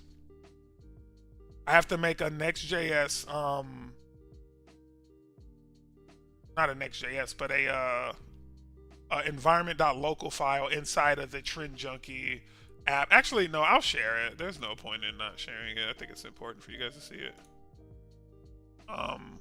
So in here, I have to make a .env.local file because this is where your local environment variables are pulled from. And then there's a couple variables I need, right? I need data set, and then the other one I think I need is project ID. And you can find out what you need by what's being referenced inside of the inside of your client file, right? So not that one, config maybe. Hey, config, and that is the same thing. Why do we need both? We'll have to clean that up. Here it is. So we need this too. And then we also need to create a new variable called like sanity read only token. So I'll show you guys how to do that one though. That one I don't mind showing. So let's bring this out a little bit. Okay. So basically in the browser, we're gonna fire open sanity, our manage experience. Okay, I'm gonna pull this out so I can get quickly to the API keys without anything else being shown. And then here, we need to create another one of these. So this is the token name. So I'm gonna come back to the IDE and I'll put that as my token name variable, right? Sanity API read token. And then in the browser, I'm actually gonna generate one. So I'm gonna delete this one, okay? And then I'm gonna generate a new one with that same name, right? So that's what I call it. It's a viewer token. And then, wait, I don't think you guys can even see this. Yeah, you guys can't see it. Oh man, I hate when this happens because I go over stuff and then I have to not go over it.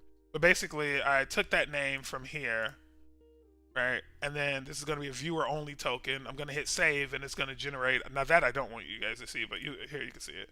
And then it just generates this big crazy string. And then from there, I can pop that into my application.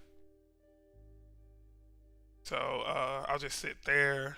while I populate all of these credentials. Back to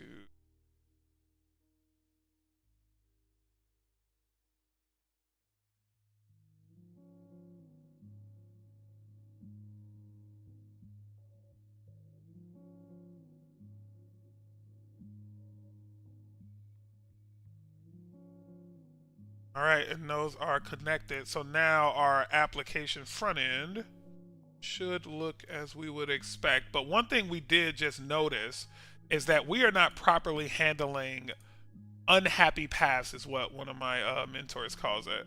We're not properly handling our unhappy paths, meaning that there are some cases where something can happen on our site that sorry, I just killed the browser. Some things can happen on our site that is not what we expect. Like, for example, we have a query that says, give me all the stories. But what if there are no stories?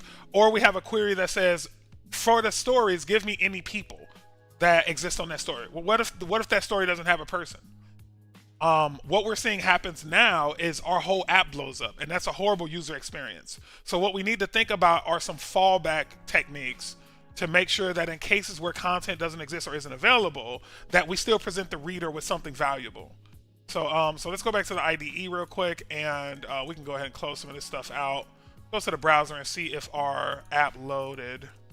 If we go back to the browser here, we should be able to see browser, Chrome, new tab, and then here we can do local 3000, and we should be able to see that. Yep, that app's in place. We have all the content. That looks really nice. Great. So now let's think about how we want to solve the problem of carousel. Okay, this is actually one of the hardest problems that we've solved so far. No, actually that's not fair. This is nowhere near the hardest, but it is tricky because here's the thing about this carousel, right? These images are of a very specific aspect ratio. And the way the internet works, right? The way digital media in general works is you can scale an image as much as you want. But if you want to avoid distortion, you have to scale it at its aspect ratio. So let's say, for instance, an image was 500 by 500. It's an exact square. If you wanted to make that image fit into a space like this, it wouldn't work, because this image has an aspect ratio that is not an exact square. As a matter of fact, it's more like a rectangle. So what we usually do is we use an aspect ratio calculator to figure out, if I give you a space of 620 by 465 and I want to fill up the width of, let's say, 250, this gives you the height that you would be required in order to be within that aspect ratio. So when you look at an image like this, we want an image to fit this ratio so that when this screen gets smaller, right, that this still looks right. But also, this is just a featured image, so we can't use the same images that we're using here, right? These images are 620 by, here, let's actually do it, right? 1336 by 573. 1336 by 573. 1336 by 573, right? And these images here are a maximum of, what's that, 620 in width, right?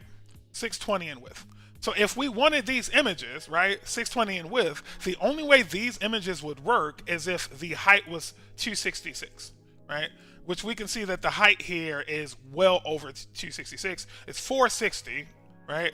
So about 200 pixels bigger than our ratio that we need. So that would look crazy in this space. So here's what we need to do, right? We know we're generating, let's go back to the ID. We know we're generating fake content. That's one thing. So it's up to us on how we deal with this. Because if it was up to our publishers, we just have them literally navigate to the UI and upload an image that's the exact right size. But we don't have that luxury because we are dynamically generating this content. So what we need to do is we need to identify the place where we are deciding what that image size is for the stories. And there's a Boolean flag that we set called featured. Okay, and featured is either true or false. So what we need to do, since this space here, what we're going to do for this space is only stories tagged with the featured Boolean should be able to show up here. And let me show you guys what I'm talking about.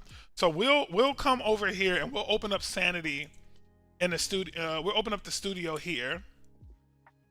So let's I'm in the IDE right now, opening up the Sanity Studio. I just ran our SSS command. So we're going to open in browser. We're going to head back over to the browser, and we're going to hit one of these stories, and we're going to go through this list of stories until we find a featured story. Okay, so we got this first one. Let's see. Summary looks too long. At most 100 characters long. That is a very, very short summary. Yeah, I did that wrong. Actually, let's go back to the IDE and fix that first. No reason jumping around errors. So let's fix that. So that is going to be our summary here. We said that it can be, wow, that's a lot of sentences. We're actually going to cap it at 9 sentences. So we're going to say it's anywhere between... Oh, wait, wait, that's not where we need to fix that. We need to fix that in the schema itself. So 9 sentences to me is more like 500 words, maybe. I'm gonna give it a maximum of 1,000 words. So I'm gonna go over to the story schema. I'm gonna find my summary field, and instead of a max of 100, I'm gonna give it a max of 1,000. Okay. Now, if we head back over to the browser, that error, that validation error should go away, which it does, right? Because now this field accepts up to 1,000 characters. Okay, so we want to find one of these featured fields that's true, which this one's true, right? So what we want to say is whenever this is true, the image that you pull in from the fake image repository, make sure it's this width and this height. So let's do that. Let's do that now. So let's go back over to the IDE, and let's go back to our create data method, which is here. And let's go to our image generation for stories, which is here. So this is where we're generating images, okay? So the first thing I want to do is I want to go to where we decide whether something's featured or not, and I want to leverage that to determine what my width and height is. So I'm going to copy this. This is going to be called my featured decider, or featured or is featured, right? So I'm going to do let is featured, right? This is my flag. Is that I'm going to let Faker dictate whether or not this is featured. If this is true, right? And then here's what I'm going to do. I'm going to do a width and height object based on this Boolean. Okay? So I'm going to say let image dimensions equal, and then I'm going to say if is featured is true, then I need them to be exactly the size that's required for our application. Okay, so I need to say they are this size if is featured is true, which is 1400 by 600. Okay, so let's go back over to the code. We'll say if is featured is true, then that was 1400 by 600. I'm just doing that so I don't forget the numbers. But this would be a object where width is 1400, okay, and height is 600. Else, right? If is featured is true, do this. Else, do this. Okay. Now, this is what's known in JavaScript, or most programming language actually, as a ternary if statement, or just a ternary statement. Basically, it's an if statement that you can write in line. So what it says is if everything up to the question mark is true, right? So it evaluates anything before the question mark. If that stuff is true, then I want the variable here to be equal to this first part. Else, which is what this colon stands for, else, if it's false, right? If it's not true, I want it to fall back to this, right? Oh, whoops, sorry about that. I want it to fall back to this. Okay? So here, all we have to do is change the variable here from this object right there to image dimensions instead. And there we go. Now we have a nice, clever way to generate content where if it's not featured, it's going to be one of those little squares. Take me under your wing, bro. You know I got you, Lynn. I got you, bro. Magnificent.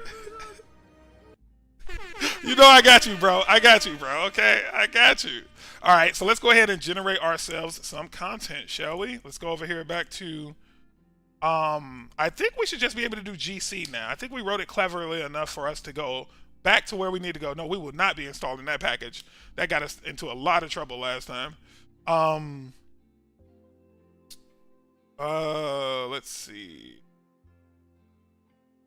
Let me do something real quick because that almost happened to us last time too. GS, which is go to the studio and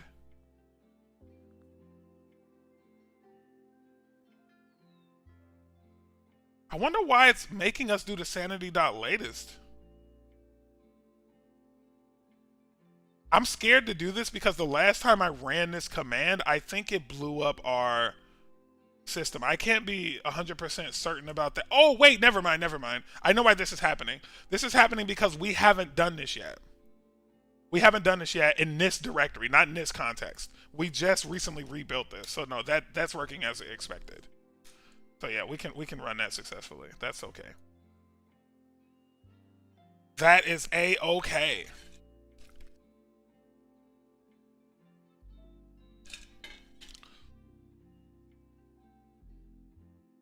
Where are we? Where's my groups? There it is.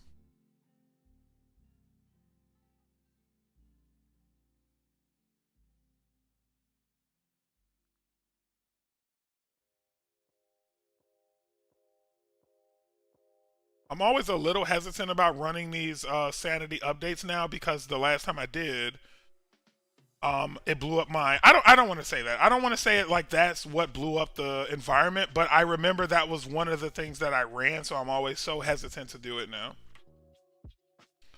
But we know we needed it for this because when we just rebuilt that code base, we basically started from scratch, right? We didn't have any npm packages installed, so we had to run all that stuff from scratch.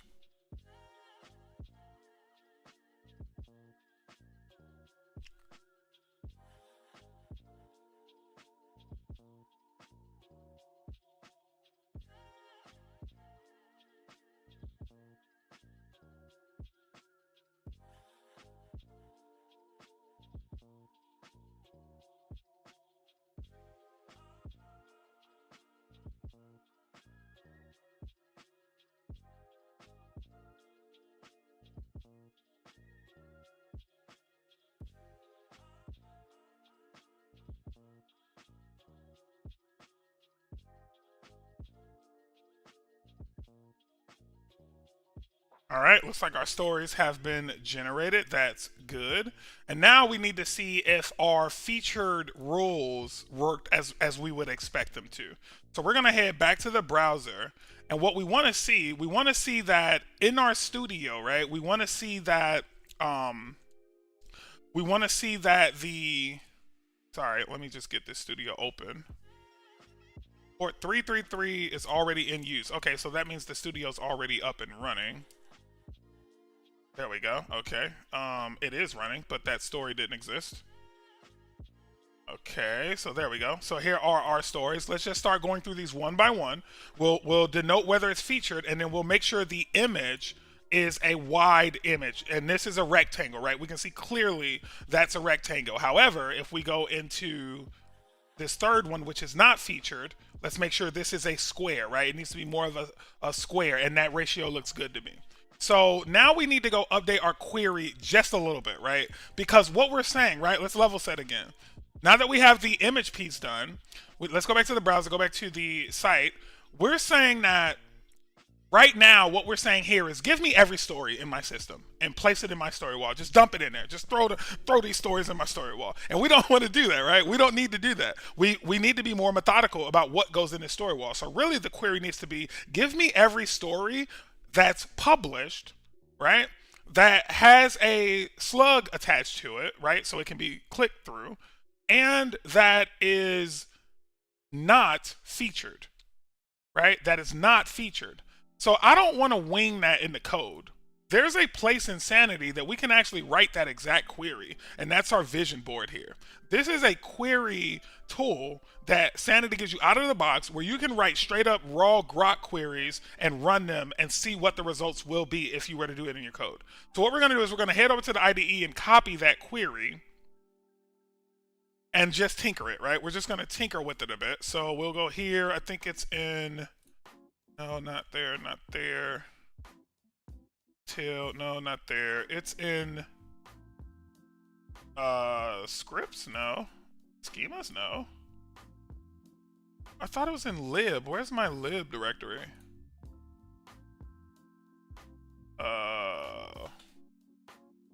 Oh wait, sorry. I'm so silly. This would be in our next app, not in our studio. It is in lib. It's in sanity lib queries. There it is. Okay. So we're gonna grab this, right? This whole query just as we wrote it. And we know that it needs to change a bit, right? We destructured here, so we'll grab that. And now I'll come over to the vision board back in the browser, and I should be able to just paste this in as is, hit fetch, and get the exact query values. But hang on, something is wrong here. I think type is equal story and defines slug. What don't they like about this? Expected a close thingy. Okay. Maybe that's what they're complaining about? Yeah, okay. So, no items came back from this. Weird, because that should definitely work. Make sure we're doing that right. Yep. And then our destructurer just has a single entry. Story and define slug.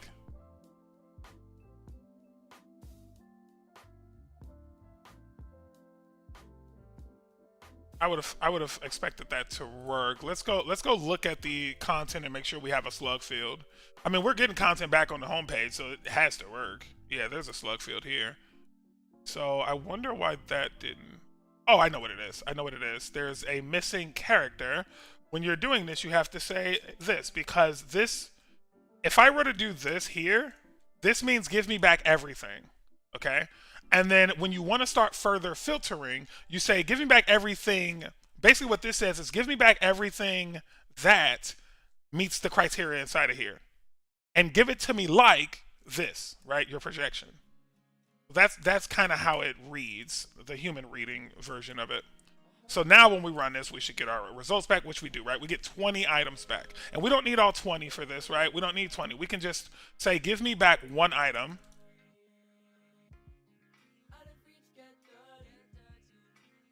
We'll just ask for the first item. And this one we can do because this doesn't care if it's an object or an array or anything. It's not going to be specific. And we aren't interested in the person. We're interested in that featured position. So we got tags here. We got featured media. We're not getting that field back, right? So we need to call, I think it's called featured content. Or maybe if it is called featured content, that's not a good name for it. I need to change that to is featured. Whenever you have a flag on a piece of content, the way structured data is normally read in the computer world, you call flags by an is prepended string. So if you want to check if something published, you say is published. And if it's published, it's a true. And if it's not published, it's a false. So we probably created that field with the incorrect name. Yeah, we called it featured content. So we should call it is featured is really what it's called. So we'll go ahead and save that. We'll go over to our, the only other place that we need to check this or do something with it is in our scripts create data. So we'll do a search for it. There it is right there. We don't even need to do that. So we can just do is underscore featured and get rid of content. Okay. And then here what I want to do is this needs to be equal to, so that was wrong anyway. This is featured needs to always match this is featured. Right? They share a home now. So that needs to be that. And I could actually just set this equal to that. So I'm going to do that. Okay, and now I don't have to add the equal sign there. And the same thing for this title. Instead of doing this catchphrase here, I'm already doing the sentence here, and then I'm using title to make the slug. So I can just say title here instead of doing anything else. I can just say title. And then for slug, no, you can't do that for slug. Slug's a little more tricky, but yeah. So, all right, so now what I want to do is I want to shut down the studio, which it looks like it already was. Oh, no, it's open here, right? So I'm going to, oh, it's not open. This is the app. Here's the studio. So I'm going to run the generate content command, whoops, which is GC, not DC. And that should now delete all the content that we created before and recreate it correctly based on our criteria.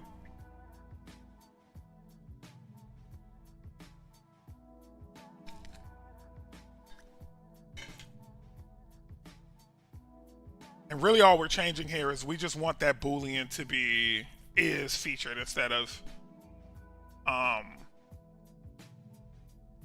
featured content, because featured content sounds more like you have some content that you're about to reference. And really what we're saying here is this is a flag that tells me whether it belongs in the carousel or not.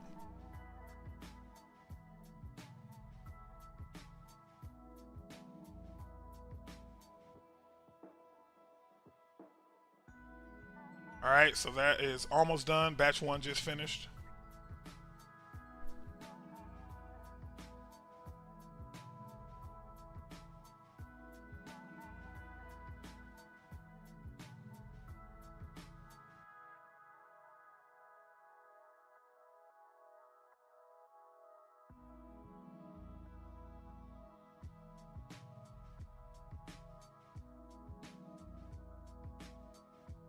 All right, that finished up nicely. Let's go ahead over to the browser and see what that looks like. Now if we run this fetch here, one of our fields should be is featured. So let's make sure we are pulling it in. We're not, right? So let's do is featured, comma. And then now that should be one of the things we get back. And it's false here for the first one. Let's pull all of our stories back and just make sure that some of them, at least one of them, is featured, right? So is featured is false for number 0. Or is it? Is featured is true for this one, so that's good. Is featured true for that one. Is featured is true for the third one. And I just want to see one more false before we close out.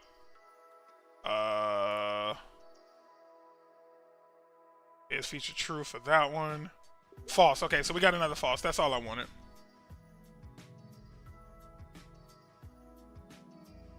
Okay, cool.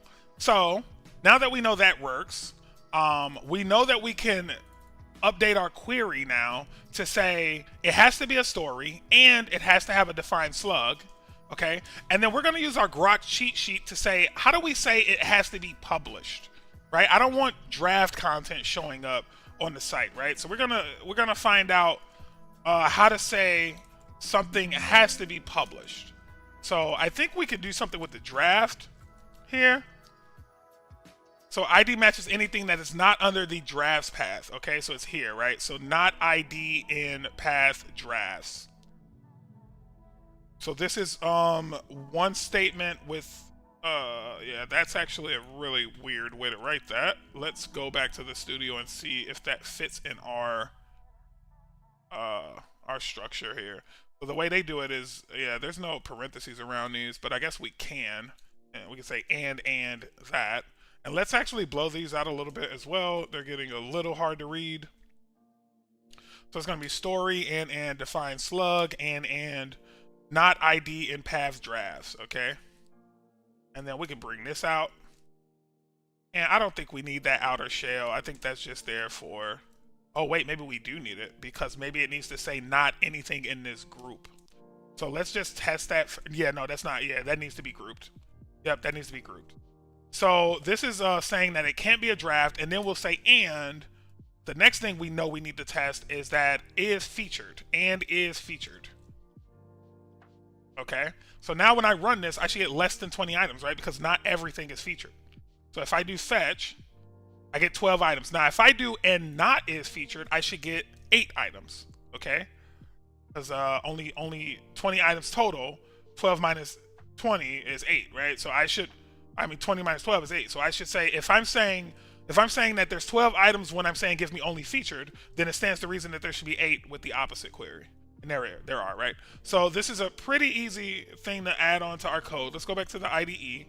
Let's come back over to our queries on the front end, queries. And then in here, we're going to enhance this a bit. We're going to say and ID path drafts, right? And is featured. And that's it. And then we're going to comment this because we're good developers. We're going to explain what this means, right? So return all stories where ...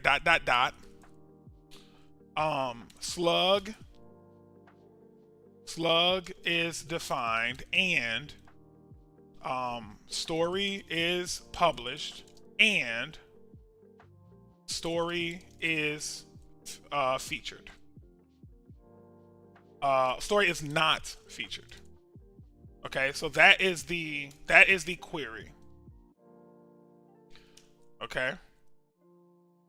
All right, so that's fine. So that's the stories query. Now what we need, because this is just going to drive our story wall, right? So if we go back to the browser, and we're not running I don't think we're running the actual app right now. So let's actually do that. I'm going to actually do a start app so we can see let's go to the browser and make sure that we're only getting 12 stories now on the story wall. Okay, so 2, 4, 6, 8. We're only getting 8, right? Oh yeah, we said not featured, right? There's not featured. There's 12 featured items, but this is not featured, okay? So now what we want to do is we want to write the featured query, which is the exact opposite of our stories query, okay? So what we can do, since we know most of this is going to be the same, right? So we don't need the is featured key in here. We don't even need to pass is featured. However, we do want to make a replica, essentially, of this. Because that's kind of what we're doing, right? So we'll call this featured stories query. Featured stories query, and the only thing that changes is this. Okay, that's the only thing that changes. Okay? And what do we need? We know we need the ID. We could use the title. Actually, let's go to the browser and find out. Let's go to the browser and find out what it is we are capturing in this image. Because it doesn't look like we have any text, but I think we would want to show the title of the story, the body, and all that. So we might need to do some image overlay stuff, right? Which we have not set that up. We just assumed these would be really big, beautiful images. And we did not think around like actually putting text and stuff on these, which we will need to do that. So going into this is the carousel. This is the actual carousel region. And this is one image, right? Yeah, this is just one image. So if I flatten this, I should get, nope, that's not one image. This is one image. Okay, so these are our images. Now we need to update this. Okay, so we need to update this so that it's a image, a container with a background image, and overlaid with, a container that can have some text. For now, let's just make it pull in the image, and then we'll end the stream there, actually. So we'll just say for now, we'll pull in all of these things because we know we'll need them. But really all we're interested in to start is this featured media. So I'm going to save this, okay? And I'm going to head over to our... Where would that be? Let's go to, I think it's in pages.tsx. So let's go to the app, page.tsx, and yeah, sure enough, it's here. We'll say stories is equal to initial.data. Okay, and here, instead of only passing stories query, we're going to pass stories query, and we're going to pass in our...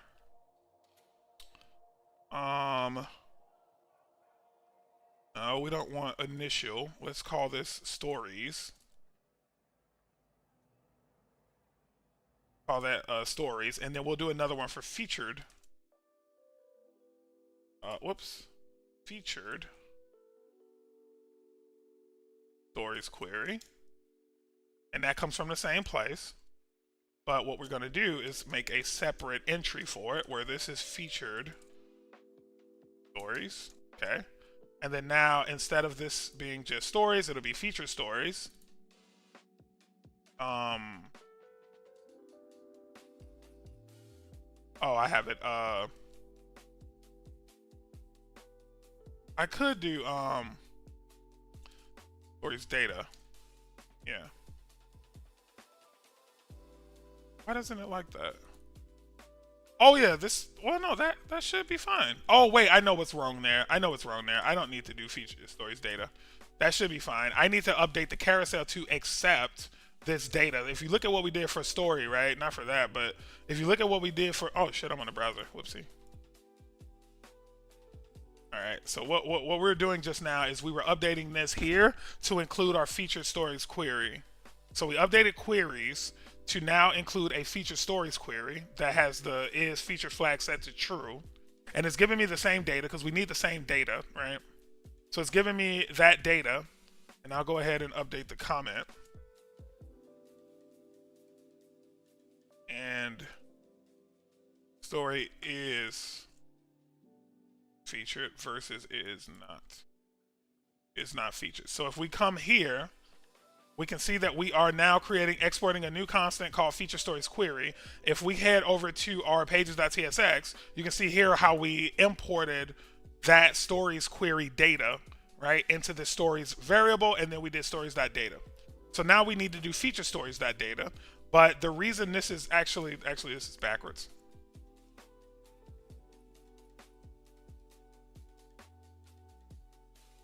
Okay, and the reason why that's throwing an error, this one here, is because this is not set up right now to receive a prop. Okay, if we go look at the story wall, you'll see what I mean here in a second. So we go components, story wall. You can see that this is set up to receive a object with an array of sanity documents. Okay, and that's what we need to do on the featured carousel. We'll just come here, this will be that, and then instead of it being just stories, it'll be featured stories. Right? And then sanity document just needs to be imported. So we can take that from there and pop it in here. I will put it up here. All right, and now that's clean, and then this should clean up as well. So this should be feature stories. Actually, no, that doesn't need to say featured, right? Because it's a carousel, but it's accepting any stories. Featured is our like hidden agenda, but this anyone can use these carousel components. They don't care that it's featured. So this should actually just be stories. And then that'll get rid of the error over here because now it's accepting the same property. So now we have stories coming in, and we can start to leverage the React syntax to loop over those stories the same way we did in the other code base, right? So here we'll do a stories.map. Okay. And for some reason tab 9 is not working. Maybe I don't have it installed. Yeah, I don't have it enabled. Darn it. Okay, cool. There we go. Tab 9 helps with this quite a bit, so you don't have to keep jumping back and forth because please sign in to. No, I'm not signing in. Get out of here. They'll still help you out without signing in. They don't care. So stories.map, story index. Yep, see that? Look at that.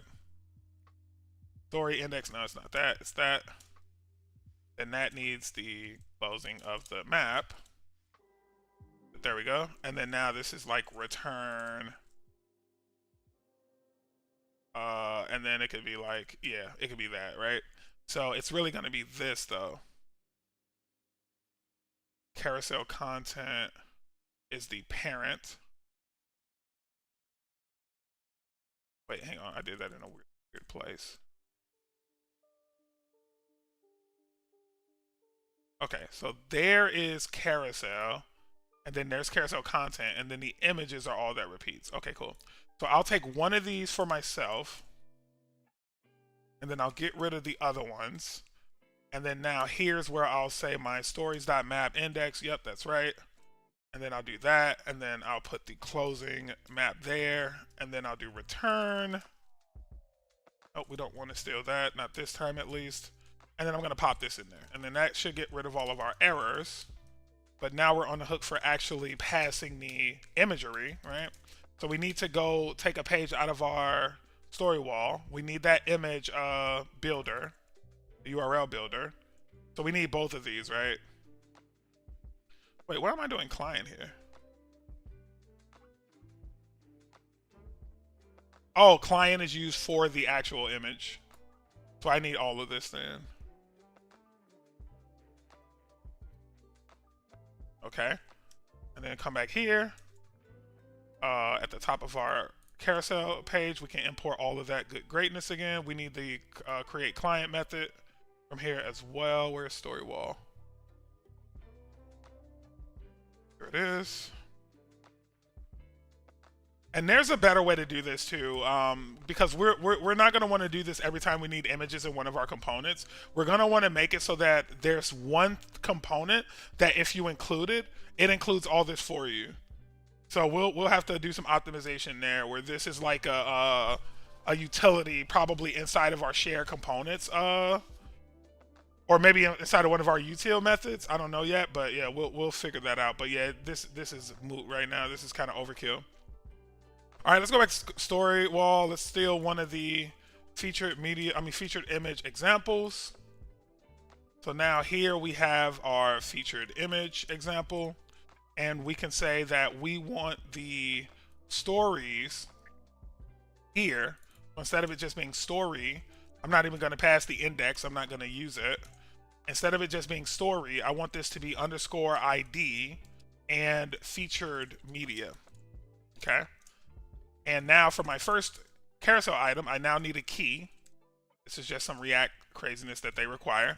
And then now for featured media, everything else should work, right? All that other stuff should just work. So I need this alt of whatever my alt text was, which I don't think I used it. Yeah, I did use it here. So yeah, we're done. Yep, the only thing else I need is the class name and the... Yeah, I need these things, right? So... paste that, and you can get rid of this now. And that's it. And now we should have a carousel full of 12 items passing through, right? So let's head over to the browser. And now look at that. 12 beautiful images. They look kind of distorted. Oh, I see what it is. Make sure that gets prettier. All right, let's head back over to the browser and see if that worked. Oh yeah. Oh yeah, that looks beautiful. Oh my god, that looks so good. All right, so eventually we'll have some actual font on there, okay? That's going to look way better once we put the text overlay over these images. But you can imagine, like, maybe coming off from the right-hand side or maybe coming from the bottom, there's a title description, really big title, really big description, kind of prominent. That's going to look really nice. That's going to look really nice. All right, guys, we're going to end the education stream there. I'm going to go off stream for a bit so I can get ready for a gaming stream tonight. So the rest of the night will not be programming. It'll be a gaming stream with some of my oldest friends. So we'll be signing back on here in a bit. But thank you all for joining. Hopefully we all learned something. Actually, hold on. Before I sign off, let's be responsible. And let's push out. First off, let's make sure we don't have console.log anywhere. Let's do a search. Console.log. And then we're going to merge this into our... Yep, we do have console.logs out. Okay, cool. So now we don't have any console.logging happening. And we can commit all of this code back to the code base. Okay. We'll go ahead and shut down all of our applications. And we will do a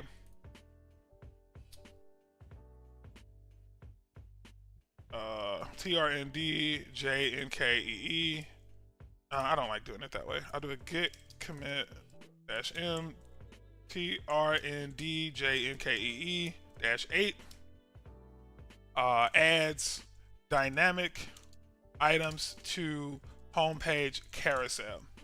Okay, but we missed the spot though, right? We still have to do the rest of the carousel, which is actually adding the the text and stuff to it. Right now it's just like big images, which doesn't make sense. No context behind it. Okay, so now I am gonna officially say that that's our sign off. If you guys want to have some fun with us on the call later, we will be joining back to play some video games. Not sure what we're going to play. We're going to figure that out. But I will be back a little later. So peace out. Hopefully you guys had as much fun as I did. And I will talk to y'all next time. Peace. My development family. My development brother and sisters. All right.